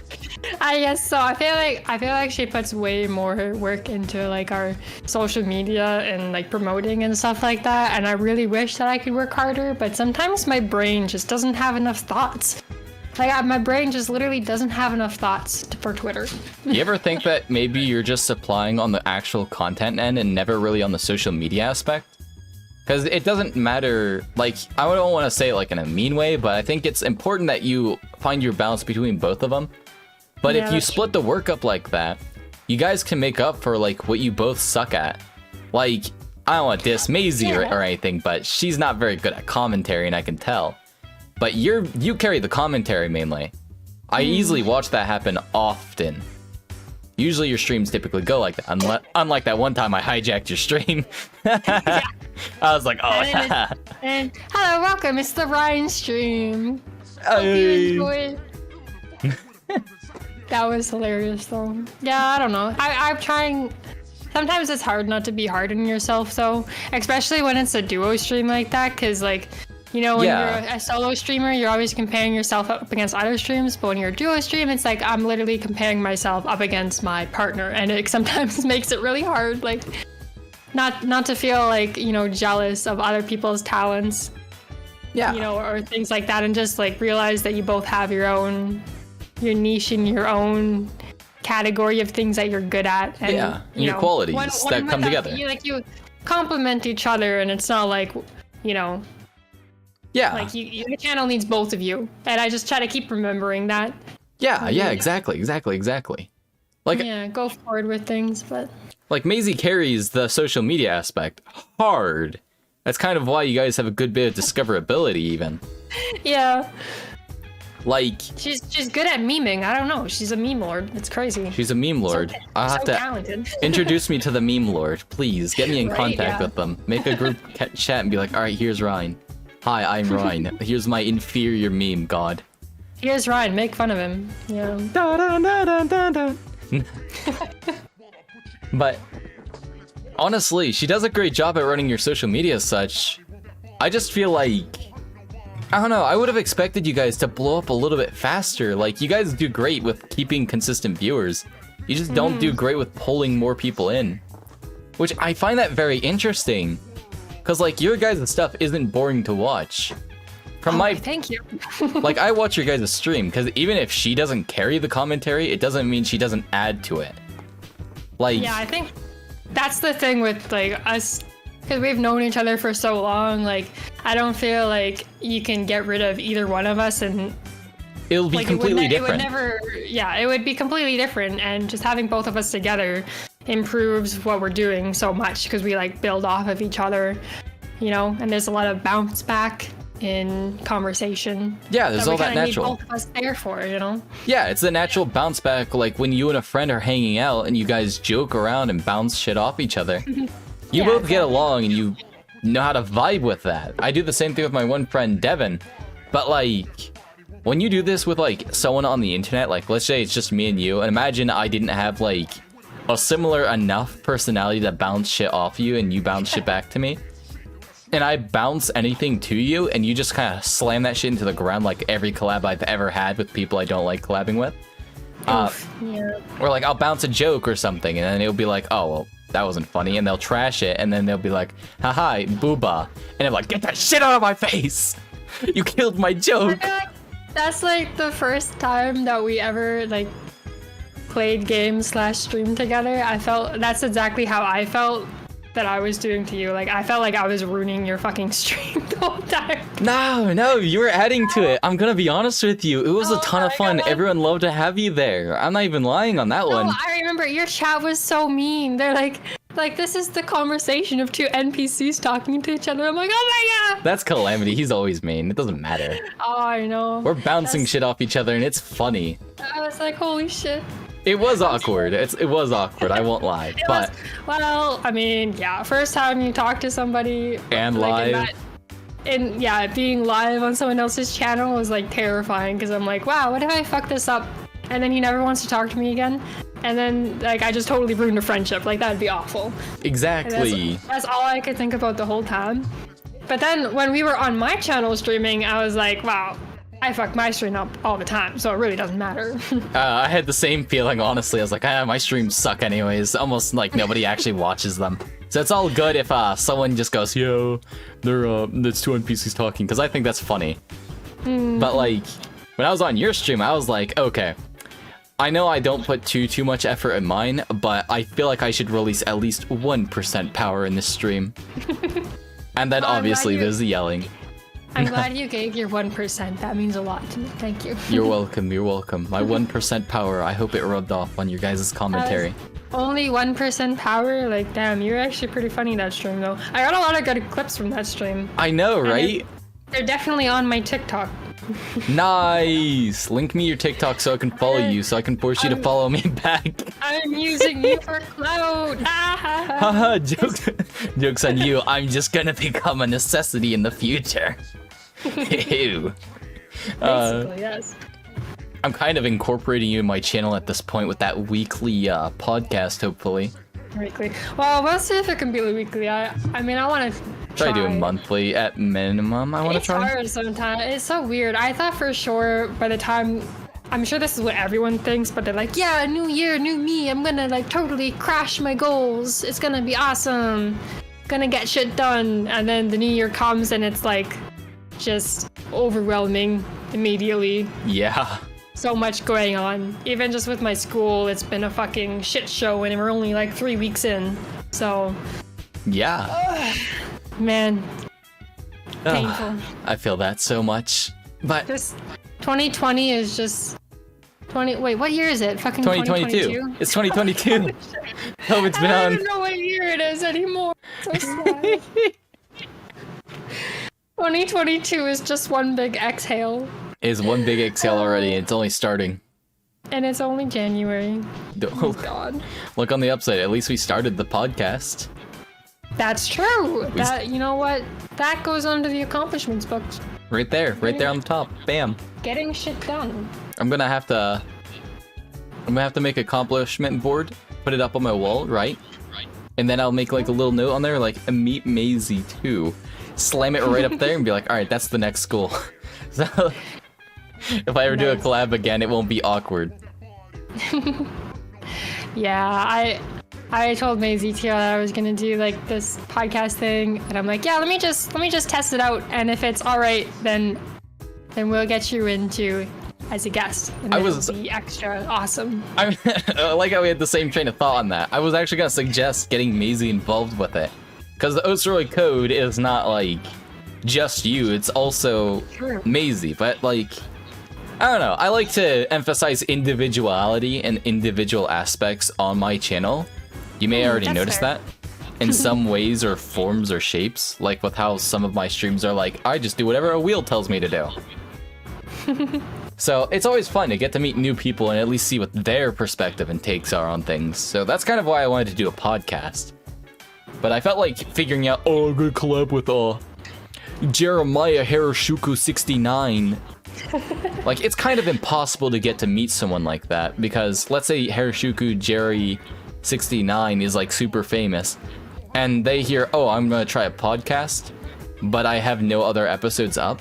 Damn, I must be using them for clout. And then it's another problem. Oh, I feel like it's so hard to, like, whenever you want to try to do anything with anybody new, like, it's either they think I'm using them for clout, or I think they think I'm using them for clout. So it's like, you gotta run into problems either way. Especially if you're trying to like collab with someone who maybe has like more followers than you, and maybe you just don't even really care about that kind of stuff and you just want to get to know them as a person, but it's always going to be in the back of their head. Yeah, they're going to be like, are they using me? Do they care about my stuff? Do they actually want to make friends? Because like, when you try collabing with anybody, especially bigger people, that's usually the issue they have to deal with all the time, and it's a huge problem. But when you try like collabing with smaller people, you have to be concerned about the blowback that comes back from even like talking to them, because sometimes they can be really shitty people. Like child groomers have actually used VTubing to become a streamer after being deplatformed. Ew. I don't know like any off the top of my head, but I've heard rumors and hush and whispers about people who've done things like that. Like, this was like a big thing that people talked about often when the VTubing community didn't blow up. Because when I started, VTubing wasn't like super giant yet. It wasn't taking off mainstream yet. So I had a good opportunity to start with. But like, there was only a couple of fairly famous VTubers. Now there's a bunch. Like, you have a whole entirety of VShojo. I started before VShojo was established. Holy, yeah, that was a while ago. Yeah, that was like... It feels like it took off like just within like 1 year or something. It went from I don't know what the fuck VTubing is to like it's everywhere. Yeah. And honestly, as a result of that, the community has grown to be a lot more, I want to call it the community. But let's be honest here, this isn't a fucking community. About none of them actually talk to each other. Like, a good chunk of them that do get to know each other do hang out. But anything beyond that, there is no interest in trying to meet new people. It's the, I want to be everyone's friend, but without the friend part. I know. I mean, I usually try not to like do that. I try not to make too many like snap judgments about, you know, people's motivations and stuff, because, you know, it just makes me feel bad, like, you know, because I don't really know anybody. But I've definitely, when I first tried to like, you know, hop on Twitter and I followed a bunch of VTubers because I was like, yeah, I need to figure out what the fuck this VTubing thing is, right? To see if it's something I want to do. And as soon as I saw people posting like, oh, I love VTubing community, I'm so glad I joined, everyone is so positive and wholesome and welcoming, I'm like, okay, this is going to be a community with just probably the most drama ever, because just any other time I've joined a group or community that says that kind of stuff, like the first thing I notice is that like people just go insane when something happens, like, and like usually having lots of gossip and stuff like that. And unfortunately, like I feel that's part of any community situation, and VTubing is no different. Like, you know, No, let me tell you something. there's always going to be that kind of stuff, some sort of drama, gossip. And the one thing that really bugs me about the VTubing community sometimes is that when some shit does go down, nobody names names. And it's like, I need to know who you're talking about. Like, you know, because they say all this like terrible stuff about a person and then just don't call out who it is. And I'm like, well, how am I supposed to know who to watch out for? Like, they're saying like, oh, if you're friends with this person, I'm gonna unfollow you. And it's like, I don't even know who you're talking about. Like, yeah, or oh my God. there's also if I remember right, they'll do the really vague thing, but it'll all be like something small, right? Let's say I made a boob or thigh joke around you, right? We're hanging out, we're playing games or streaming or something. I'm like, oh, it'd be funny if I attached a boob to this wall, haha. My ceiling nipple, haha, tee hee. Boobies, ho ho. And then, like, you know, you're like, oh, haha, that was a funny joke, right? I'm like, I know, right? And then after that, they'll be like, he said the most inappropriate thing to me. He mentioned female genitalia. I want him executed. It's like that. Like, they will take a small issue. They won't acknowledge it to the person. Maybe they didn't actually feel any particular way about it. But then they'll make it seem like an issue to literally garner hatred for someone else to make themselves look better. Which is really bad. Yeah, because, I don't really get it. I mean, I don't want to make it seem like I'm, you know, trashing, you know, VTubing community, because the truth is that just happens everywhere. Like, there's always going to be people like that. Yeah, it's just and I've experienced it in a lot of different places before, but... Dude, did you know that the VTubing community is literally more toxic than the actual furry community? Like, you have the furry community, which is generally nice people and pretty chill all around that generally just get harassed all the time. Then you have, like, the furry community. The reason why they get harassed. They are beyond toxic. It is like you go there and you come out a different person. I'm surprised I even went exploring to see what it was about, only to come out vaguely alive. I am surprised I'm even relatively sane as a result of some of the crappy stuff I've seen.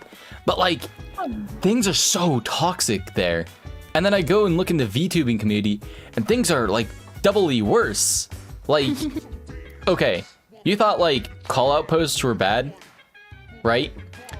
In the VTubing circle, the big VTuber circle jerk, here's how it goes. One person, random person, let's say you, right? We'll use you as an example, but obviously for the viewers at home, they would never do this to me, ever. Of course. But let's say you, Molly, were to say something bad about me. And it's some heinous shit, right? And you post on Twitter. And because your social media is blowing up like crazy, and mine's kind of dead in the water, with a few loyal people in there, that's really it. So, your circle of people see a post about me, and their assumption is I have no reason not to believe them. So I'm just gonna go ahead and believe whatever they just said and harass this guy. Because they named them. Then that happens, then their circle of people go about and say something about it. And then it loops so far out, and then I'm put on a witch hunt to prove innocence, like it's guilty till proven innocent on the internet. So I have to prove I'm innocent to these people over some random thing that's said online about me, right? But in the VTubing circle, it spreads so fast and so quickly, and people are so quick to just immediately believe one side like it was nothing, and then immediately flip their opinion as soon as, like, the other guy says, no, that's wrong. And then someone famous supports them, or someone more well-known than that person agrees with the person that was harassed. Like, we can use the Nux Taku. Remember when the V Shoujo girls were all dogpiling him because he posted that video? I do not. Okay, so basically, here's what the controversy was. So, basically, here's what happened. So, Nux Taku made a YouTube video talking about a scammer who would go around and dox people who wanted to join VShojo. Made like a bunch of fake stuff to message and DM people and all the other fun stuff. And so Nuxtaku makes a video compiling it and all the other stuff, and then even shows like how they figured out who he was and whatnot. And then afterwards, of course, omitted the details that were relevant to this person, so that way they couldn't use this information to cause more damage. But like, he got the permission from the people who run VShojo, and they, like, in message and everything, were like, we're cool with this. We checked over this video. It's all good. The VShojo girls, a couple of them looked over the video, and they were okay with it. Like, they were on the fence about it, but they were okay with it. They were like, could you change this? And he agreed to it. And they're like, how about now? And they're like, okay, we're fine with it, I guess. This is good enough in my eyes. And he's like, okay. Like, he only had like a couple of them show, but still. So he uploads it online. Puts it on his YouTube. It's up for like a couple hours. And all the VShojo girls dogpiling his ass for that video that he threw up. And they're all like, you're endangering all of us. You're just intimidating the guy who's doxing people. You're putting our lives at risk. And I'm like, you're saying he's putting your lives at risks? It's not like he's doxing all of you at the same time and then posting everything else everywhere else. But I digress.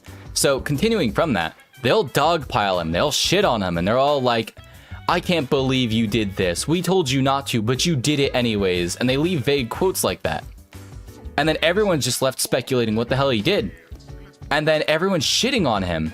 And there was only one guy who sat there and just defended him.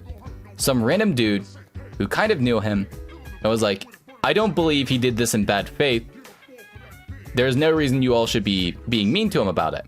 This other dude puts all of his dignity on the line, getting shit on as well. And Nux makes like an entire thing. And obviously people like me were also in the community like, I've seen this before. This is bullshit. I want to know the truth, not whatever the fuck you're just throwing up.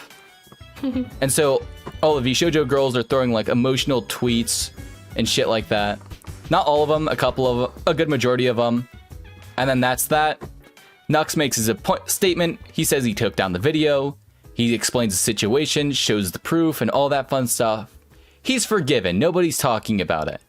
But the simple fact that, like, it only takes a couple of people who are well known to say something bad about you, and you have to go through mountains of evidence and other shit to prove that you aren't a bad person, because everyone will simply lynch mob you just for the fact that you may have said something they don't agree with, or you may have posted a video about a situation that they didn't like.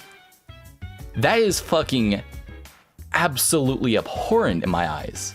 That's honestly, it's kind of scary. I mean, I don't know much about that situation. Most of the time I try to like stay out of anything like that. Like I really try not to pry into people's drama, because most of the time it's like I don't have any idea who the people are that, you know, is up for discussion.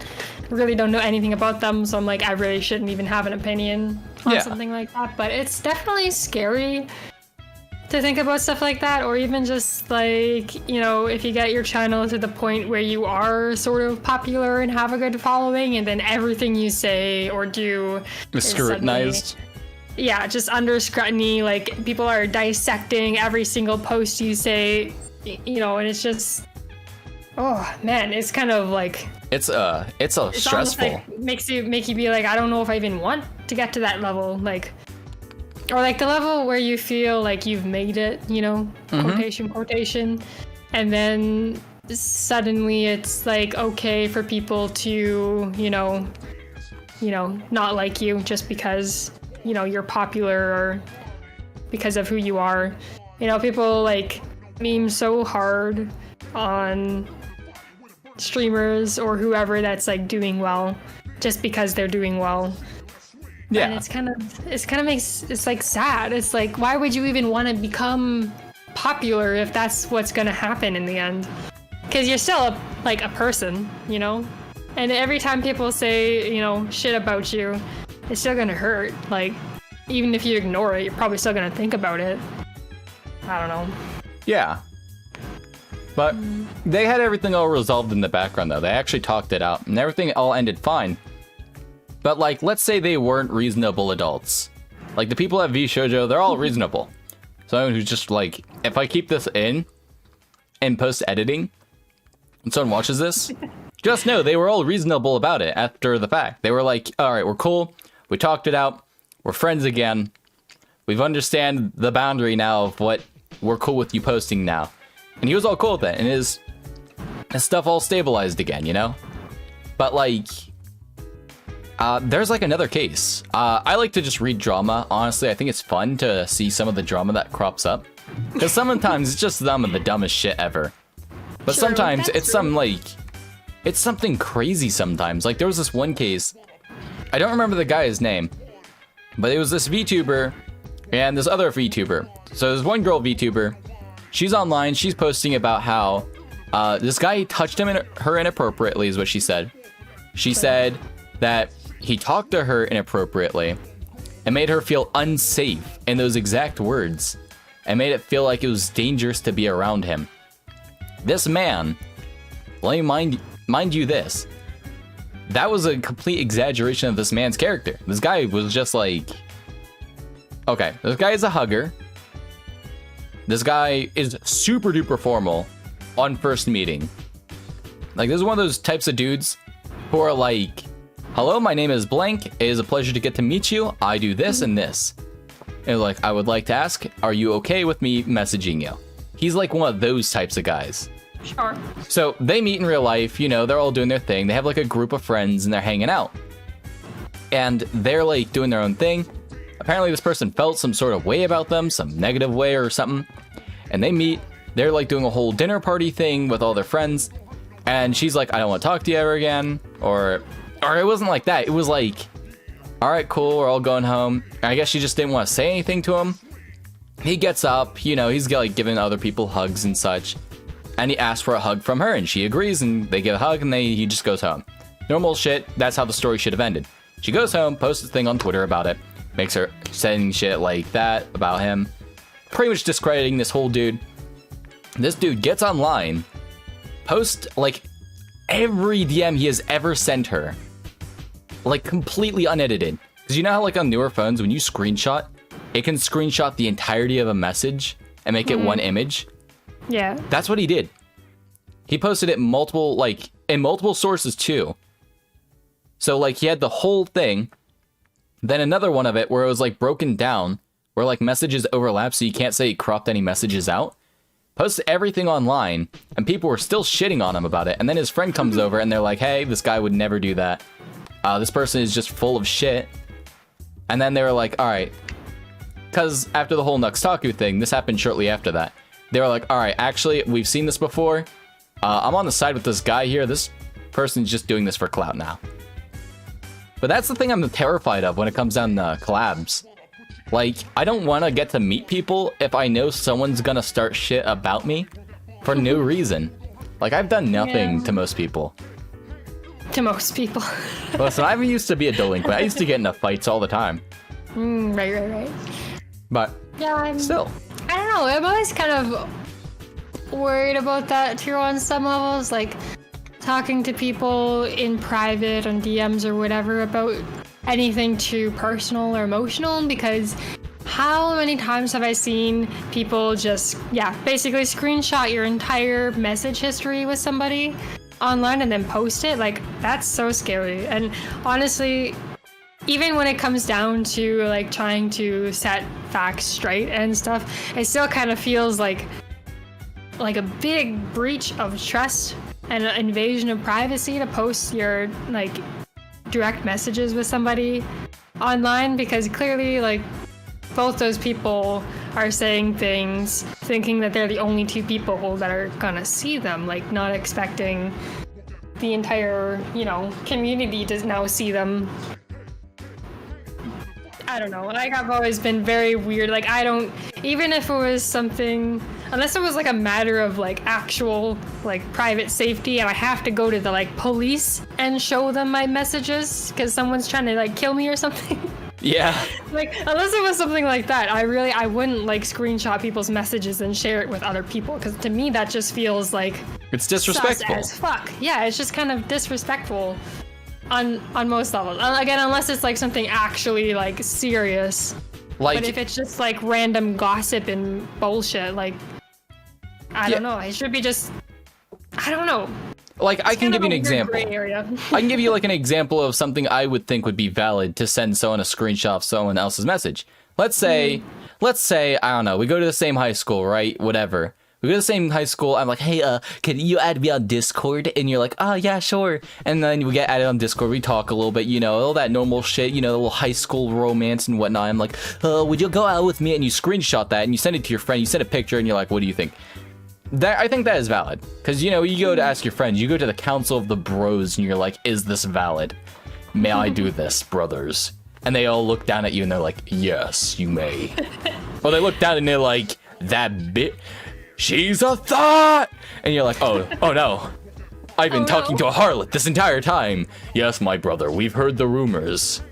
But like, I think it's important to like talk to your friends and family about a person if you think they have an idea about this person's character or anything before you like try dating and things like that. Or like if someone says something serious, like they want to hurt themselves. It's important to talk to friends and family about that if you see someone else say it. What are you gonna say?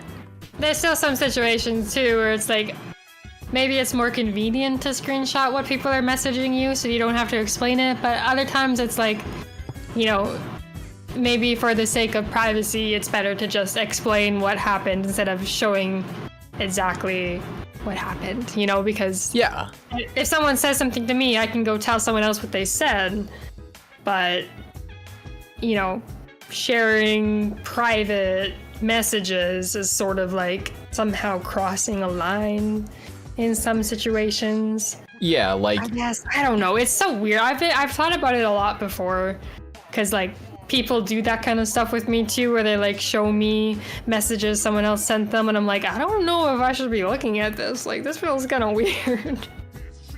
And then I just feel bad. Like, it's the online age. Yeah. We haven't quite figured it out yet. I always feel guilty whenever I like pick up my friend's phone to like search up a song or a YouTube video and I see they got a message from someone, because I'll always swipe away the notification. But sometimes I read a little bit because I'm a super fast reader. You put a picture in front of me, I will like read all of it really fast. Maybe I won't remember most of the words, but I will remember at least half of it, or at least the context of it. Which is bad enough for me. I'll feel really guilty when I like my roommate. Sometimes I get on his phone and I show him like a YouTube video, like, here, pass me your phone real quick. I'll show you a YouTube video. I'll pull like up a random YouTube video or like a meme or something. And then his like, or their girlfriend, they'll get a message from their girlfriend. And then I'll be like, oh shit, you got a couple messages from your girlfriend, by the way. Is what I'll easily say. But they know I won't read through their phones and such, but like, I don't know, I feel really bad when I see someone else post the entirety of someone's DMs online. And it's like, you know, like the two people were dating at some point and then it fell through, so one person's mad, so they want to like get revenge or something. Yeah, it's those kind of, it's like you can kind of tell when it's something just something like small. Yeah. When it's not something actually like really serious that, you know, you don't really need to supply those sort of pictures and proof, but you do it anyway. I don't know. It really tests your I want to say it really tests your faith in people. Because growing up, I'm not gonna lie, I've been disappointed enough times over to literally have a problem with trusting people. It's just how I am now. So like, naturally, I'm scared as hell to message people because I'm like, will they hate me? Do they not mind? Like, I message people, like, I used to make friends online and then they would just stop reading my messages or ever responding. So I was like, well, why do I bother even trying to talk to them? And it's the same way online, but like, it's worse now because like, you're sitting there, you don't know if like some girl you're talking to and hitting on online is posting you up on some website like lolcow and making fun of you and just leading you on. Oh my god, yeah, you basically become a Twitter post. Yeah, someone makes a Twitter post about you just to make fun of you. You went viral because you were saying some cringy teenager shit. Yeah. Oh, no. Or like you just think it's just you two like, I don't know, being romantic with one another or anything like that, and then suddenly you learn that it was never that. They were just fucking with you. That's happened to me way too many times. I honestly hate talking to people because of it. Oh, that's really sad. Really test your patience though, I'll tell you that much. I'm trying to think of, I mean, I guess I haven't really, because I just don't like being like personal with people. I really don't like sharing stuff with people, so I find I haven't had a lot of those problems, but, or even just the feeling of like when you're talking to somebody and then they just stop messaging you or talking to you or interacting with you at all. What's it called? Ghosting. Yeah, when they just ghost you for no reason. Oh, fuck. I've been ghosted one time and it was literally like the most, I was so fucking mad. Like, I'd never been so disrespected in my life. I was like ready to go punch somebody. Not because I really cared about like the relationship with that person, but just because it was like, wow, no one's ever done that to me before. And it feels bad. Yeah, I have a bad habit of like, when I feel like I'm not friends with people, I tend to just kind of ghost them because I'm like, yeah, they bother to message me, they'll message me. And then they never do. So I'm like, all right, cool. So they don't care. And then they'll be like, oh, where have you been? You left the Discord server. Like, yeah, a long time ago. And you just noticed a year later? Like, and you just noticed. Oh, that's so sad. And like, oh yeah, you were cool to hang around with. Like, all right, so why'd you never ask to hang out? And they're like, oh, well, we meant to, but we just forgot. And like, but I'm cool to hang out with? Where's that leap of logic, buddy? Honestly, sometimes, or even with like my IRL friends, like there's some people that I can go very easily without talking to for like 3 months. Like there's some people I have not talked to or seen in 3 months, but like I can but they're still friends, yeah. Yeah, I can still message them at any time, and it's like we just kind of pick off where we left off. Yeah, I do that with my friends. Like I don't sit there and message them every day of the week. The only time I do that is if I feel like they're probably not going to ever talk to me if I don't try to do that. Some people are like that. They just don't think people are friends if they don't message at least once a week. Mm-hmm. I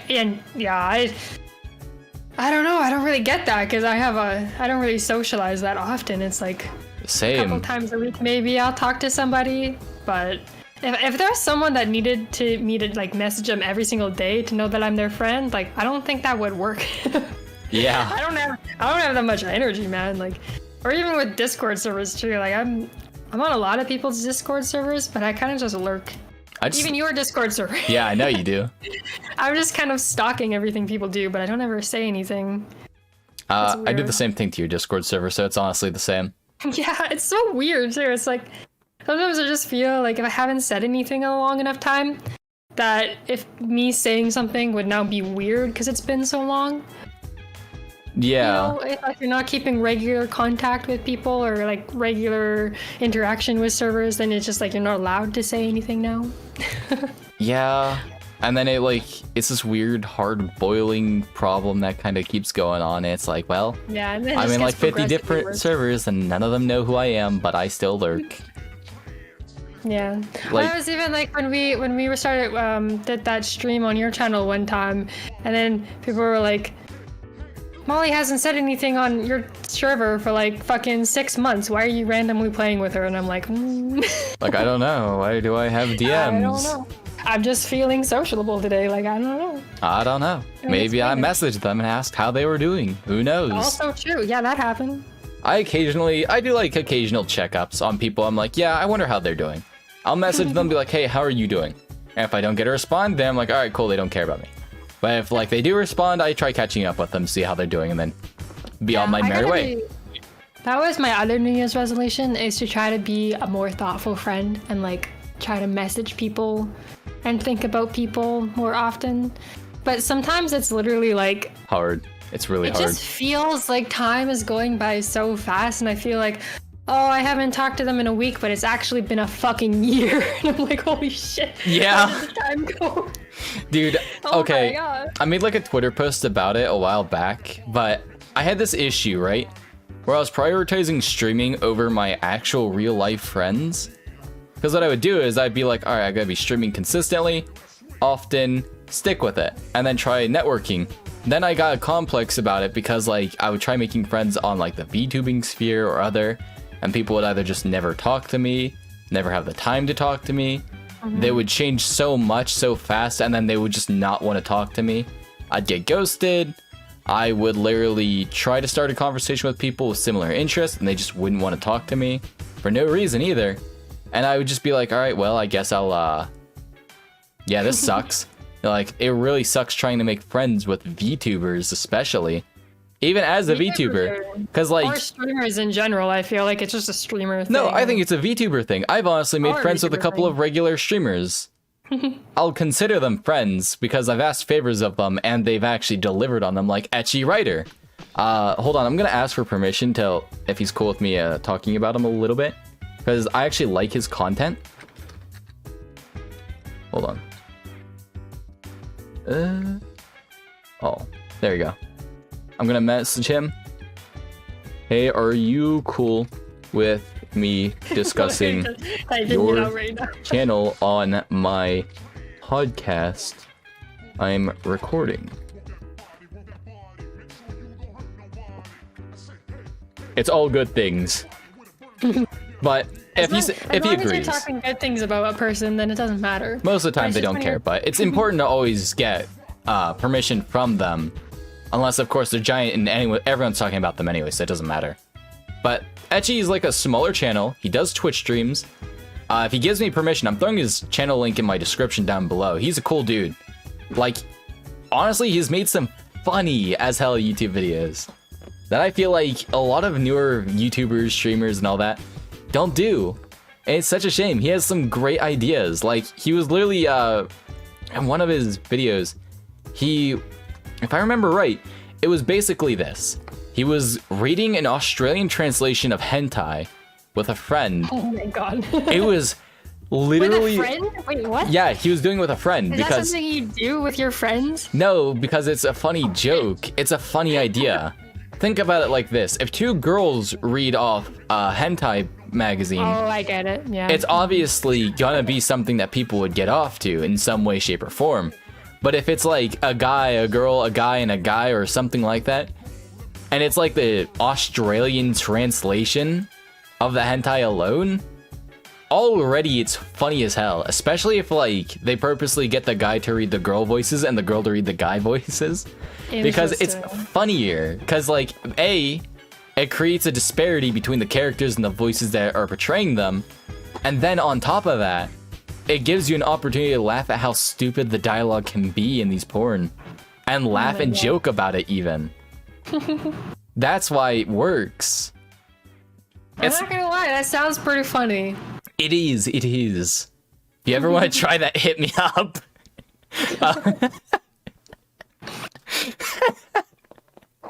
But jokes all aside. But Ecchi did like a video like that. It was hysterical. I was laughing my ass off while watching it. Then he did some other stuff. He plays fighting games a lot, but I like his stuff. He's a really cool dude all around. And I even got him to record a very nice green screen, which I'll be showing here shortly, or randomly. Excellent. I got him to do like the Korean house that it's this big. Because I had him do. He did like multiple takes for me. Bless his soul, by the way. But he's a cool dude. He's a really cool dude. But yeah, if he gives me permission, I'm gonna not cut this part out and leave it in, and then put a link down below. But that's enough about Ecchi. But what were we talking about again? I don't know. I can't remember anymore. I can't either. You ever have one of those conversations where you're like, where did this even start at? And you're like talking about fucking something just completely on the other end of the spectrum. We're all over the place right now. I'm trying to remember what we told ourselves that this was gonna be about, because I feel like we're not talking about Oh it. yeah, actually naming. I'm trying to remember what the initial idea was. I don't know if we had one, actually. Maybe we just started talking. I think it was just that. I had a point. It was, we're gonna come up with a name for the podcast, and I'm gonna force you to come up with a name. Oh my god. I still haven't. Neither have I. Anime girls talking about things. Anime girls talking about things. Great name. There Great you go. name. 10 out of 10.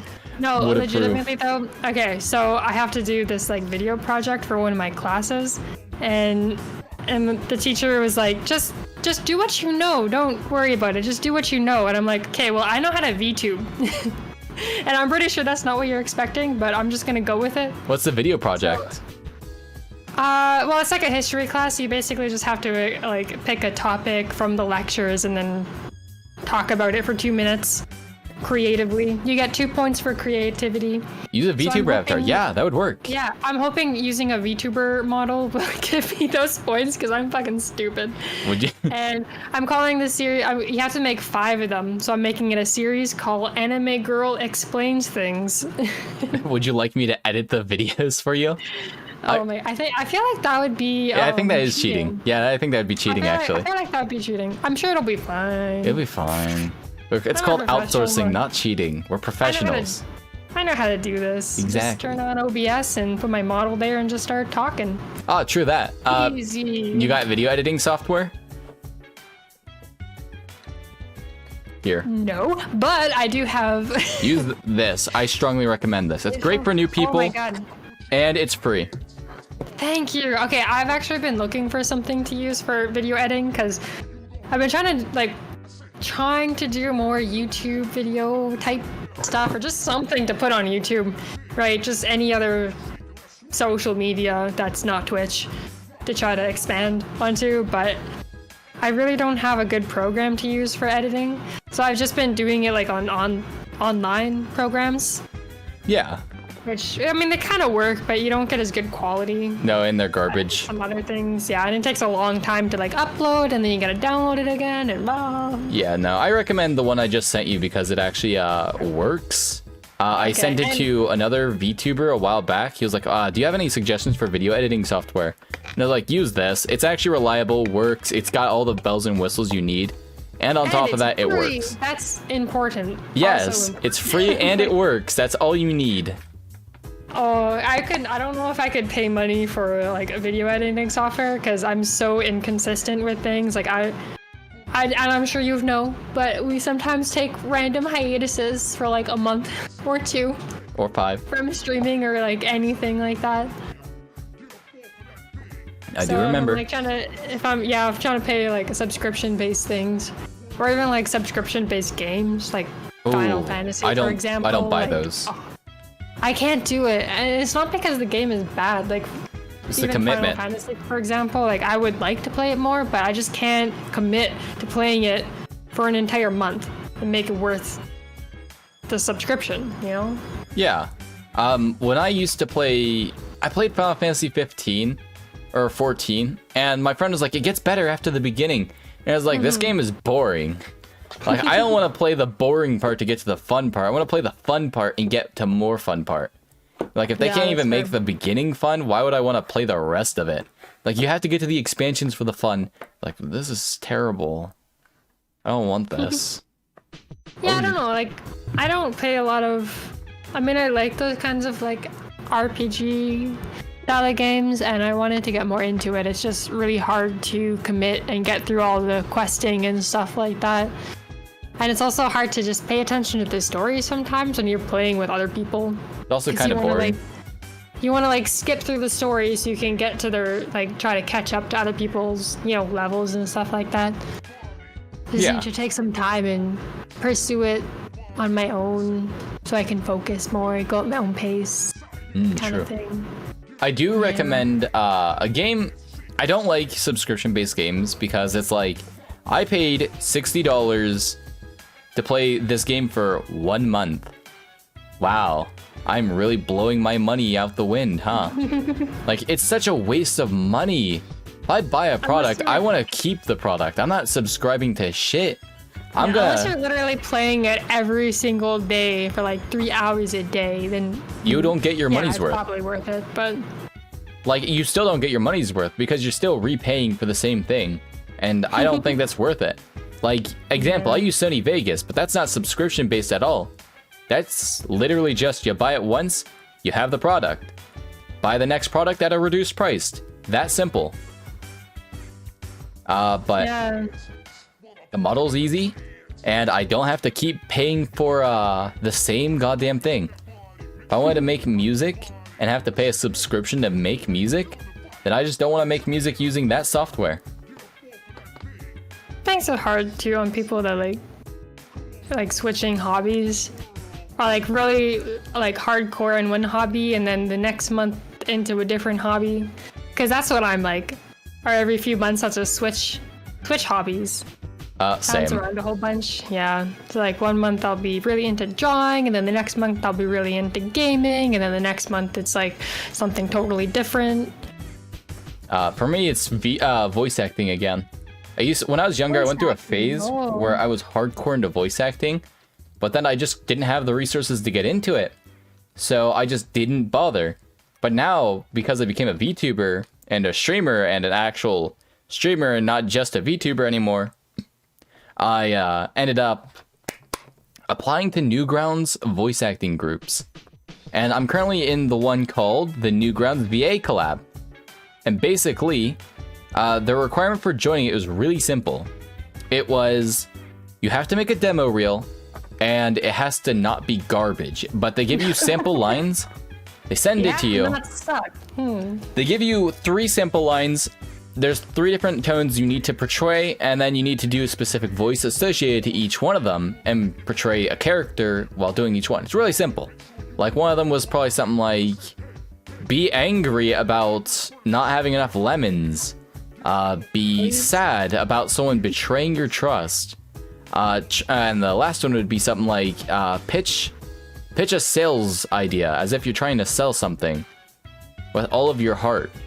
And it's something simple like that. And then you do a character, and with an as open-ended as that is, you do a voice, you do a character, and you go at it, and you try portraying these lines as accurately and as best as you can with as much emotion and character. But you also want to, like, show off some of your actual prowess with it. Like, you want to show clearly that when you voice act, you want to breathe in, start the recording, wait a second, and then go at your lines. Because you don't want them to hear you breathing when you do your lines, and you also don't want them hearing your lip slapping off your tongue. Because you know how some people do like that thing? Hey, that sounded nasty. Yeah, it was me like just what was it? What's it called when like you just do like the licking butter off the top of your mouth? That type noise. I did like that pretty much. That's a sound that you're gonna hear often, and that's a result of people putting their mouth too close to the microphone. You hear a lot in ASMR videos where like their lip, like the saliva underneath their tongue, is causing their mouth to like make this weird, gross noise. It's so nasty when you hear it. But with voice acting, you need to make sure you don't capture that, because then you have to redo your lines. Then you try avoiding as much as you can breathing. You want to like, let's say I have a line that I have to say something about. Voice actors don't breathe. Voice actors don't breathe. No lungs, please. Get rid of those. Get those lungs out of here. We don't need them. Remove those lungs. Did I just breathe in? Better perish in the heat. Like, you're ruining the illusion of being an anime girl. You can't have lungs. Exactly. Or a physical body at all, thank you. Unless it's a horror show, in which case they have to die because their lungs get punctured. Ah, of course, of course. Yeah, think another. But that's a little interesting little tidbit of information for you who didn't know. But I joined this Newgrounds VA group, and I was like, yeah, I'm gonna learn how to voice act.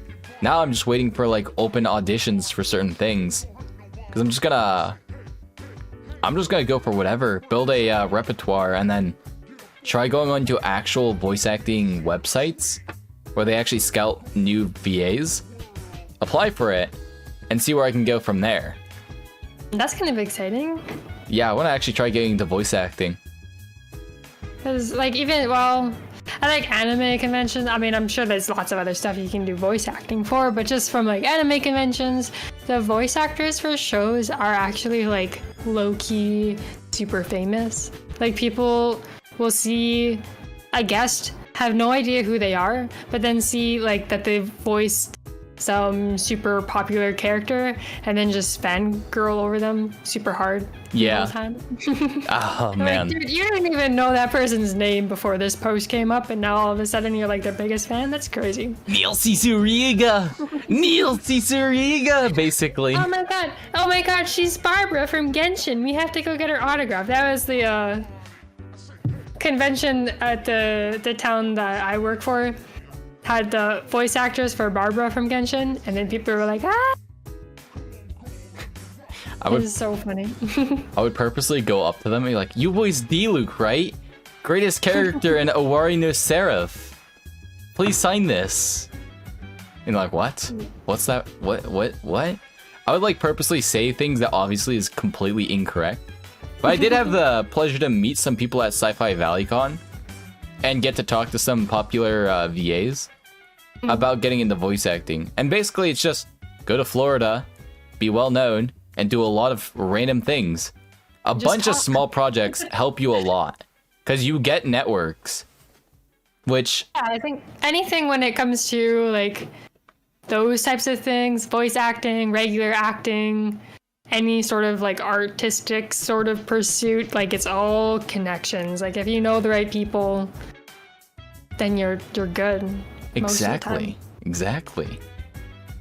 Good thing I'm super good at getting to know people too. Oh yeah, 100%. Oh man. My place is cemented. I'm good. Oh yeah, baby. Let's go.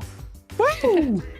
But this actually brings me up to the next topic of discussion I have listed down, which is, and take a wild guess, dramatic drum roll in the background because it's probably gonna get cut out like a shitload by my microphone. But I actually want to talk about networking. Yeah, holy fuck. I'm talking to the wrong person right now. Yeah. I am not good at... Nope, I can't network. Nope, same here. Same here. Well, we're definitely the perfect people to talk about this subject then. Yes, we're the most qualified. How painful it is to try and network with people when you have social anxiety. Yeah. Gotta we're love painfully unpopular in high school and pretty much every day after that. Yeah. Hey. Hey. My life right there. Yeah, it's great. I'm low-key crying right now. Same. My heart. I don't understand. If people can just go up to somebody and be like, "Hi, my name is blank, and I do this." True. Oh. Okay. Let me tell you the Johnny Bravo attempt at collabs. Have I ever told you it before? I think I did this to you, actually. Hold on. Let me pull up those Twitter DMs real quick. Oh, God. Okay. I don't think I did. Our Twitter is monitored by 2 people, so everything you sent. 2 people have... I don't think I actually sent it. Yeah, I don't think I actually ever did send you guys a message over Twitter, so honestly, I don't know. I don't think so. Here's the Johnny Bravo method. First, you draw a character of yourself poorly portrayed as Johnny Bravo. Then you send a send the picture. You're like, whoa, mama, looking like a fine VTuber over here. Would you like to? And send another picture of like a different flexing pose of you poorly drawn as Johnny Bravo. Like, what a collab, mama. That's a good one. I did that. I love Johnny Bravo. I used to watch that when I was a little kid. Yeah, that's why I have the sunglasses on my character. Oh. It makes sense now. Yeah, that's a reference to Johnny Bravo because I was like, I had no into idea. It. You like notice they're like the same black glasses, right? I always thought they were cool. Yeah, they look cool though. Aviators look cool. Very stylish. Yes, 10 out of 10. Exactly. 10 sunglasses out of 10. 10 glasses out of 10. That's all glass. 10 UV protection out of 10. My eyes are no longer bleached. Thank glass. But, oh man. That's a whole load of fun already. We're gonna see how this turns out. Uh-oh. Okay. I'm scared. You scared? Don't worry, you'll be fine. I sent them literally this. Hi, my name is Ryne. I'm really bad at introductions, but you seem like a cool person. Nice to meet you. How do you make friends? I don't know. I have never had to do it before. Try emote. Oh god, you wrote that part too? Holy shit. Oh, I'm gonna be part of... I'm gonna be the target of so much VTuber drama. Oh no! Ah, it's starting. Oh no! This is bad. Well, shit. It'll be fine. It was nothing inappropriate. We all know it. And that's how you network, everyone. Networking. Welcome. That's how you do it. But the joke beside that is the way you network isn't through actual streamers. It's actually you network through communities. I guess that's true. Like you keep saying you look like her, and I'm like, is that bad or good? I don't know. Sure. Like it attracts older men, which is gross. But would she be flattered or insulted? I'm not sure. I don't know because my mom, according to my friend at least, my mom is hot. So I'll take his words for it. He would like every day. I'd like hang out with him. He'd be like, dude, your mom is hot. And like, all right, cool. Like, dude, your mom is hot. And like, do you have a thing for my mom? You're like, yeah, dude, your mom is hot as hell. I actually had a lot of people, my friends' parents thinking that my mom was my sister. It made for some very awkward interactions. My older brother got confused for my mom's brother. Tell me about later, yeah. Oh, it's so funny. Weird. Hey, at least you know you'll look young when you're older. Yeah, I guess so. I'm on that same boat because my mom looks like she's perpetually like 30. Like, my mom has literally had the same face since she was like 12 years old, and it's fucking horrifying. If you look at pictures of her when she was in elementary school, and I'm like, that's literally your face taped onto a child's body. Like, that's scary. That is terrifying to think about. Like, some people. I'm not even joking too. I wish I could show you because it's horrifying. Some people grow into their face. Yeah. It's like an Animorph situation. My mom is so pretty though. She's so pretty. She's cute. She was an amalgamation at 12 and an adorable person at 20. Yeah, something like that. Oh man. It is what it is. Yeah, true that. It's funny though to think about, like, people end up looking like that. Like, my brother looked like my dad when he was younger. So when he got older, he looks more like my mom, but he kind of looks like me. But he has like bigger eyes. Like, it's the Hispanic part of it that makes him look like that. So it looks like he's always on like the verge of being like, my Carlo needs 50% more. And where's the nearest taco shop? I need to tell them how to make this right. Because like, if you didn't know already, my dad's Hispanic as all hell. And my younger brother is like half Hispanic, but he looks full on Mexican. It's funny how genes pick and choose like that. Cause like my aunts, they're like half like European and half Native American, and then one of them ends up looking like really white and the other one looks like native. It's kind of interesting how that split like that. All right, what do you want to do? We've got that good outro. I did the intro, you do the outro. Bye. Bye, everybody. Just end right there. That's how I end my streams. I don't know. I'm like, thanks for joining. Bye. And then I just end it. You're like, thanks for joining. Like and subscribe. Bye. And then just end right there. Smash that like button. Hit that notification bell. Let's go. Heck yeah. All right, I'm stopping recording. Okay, excellent.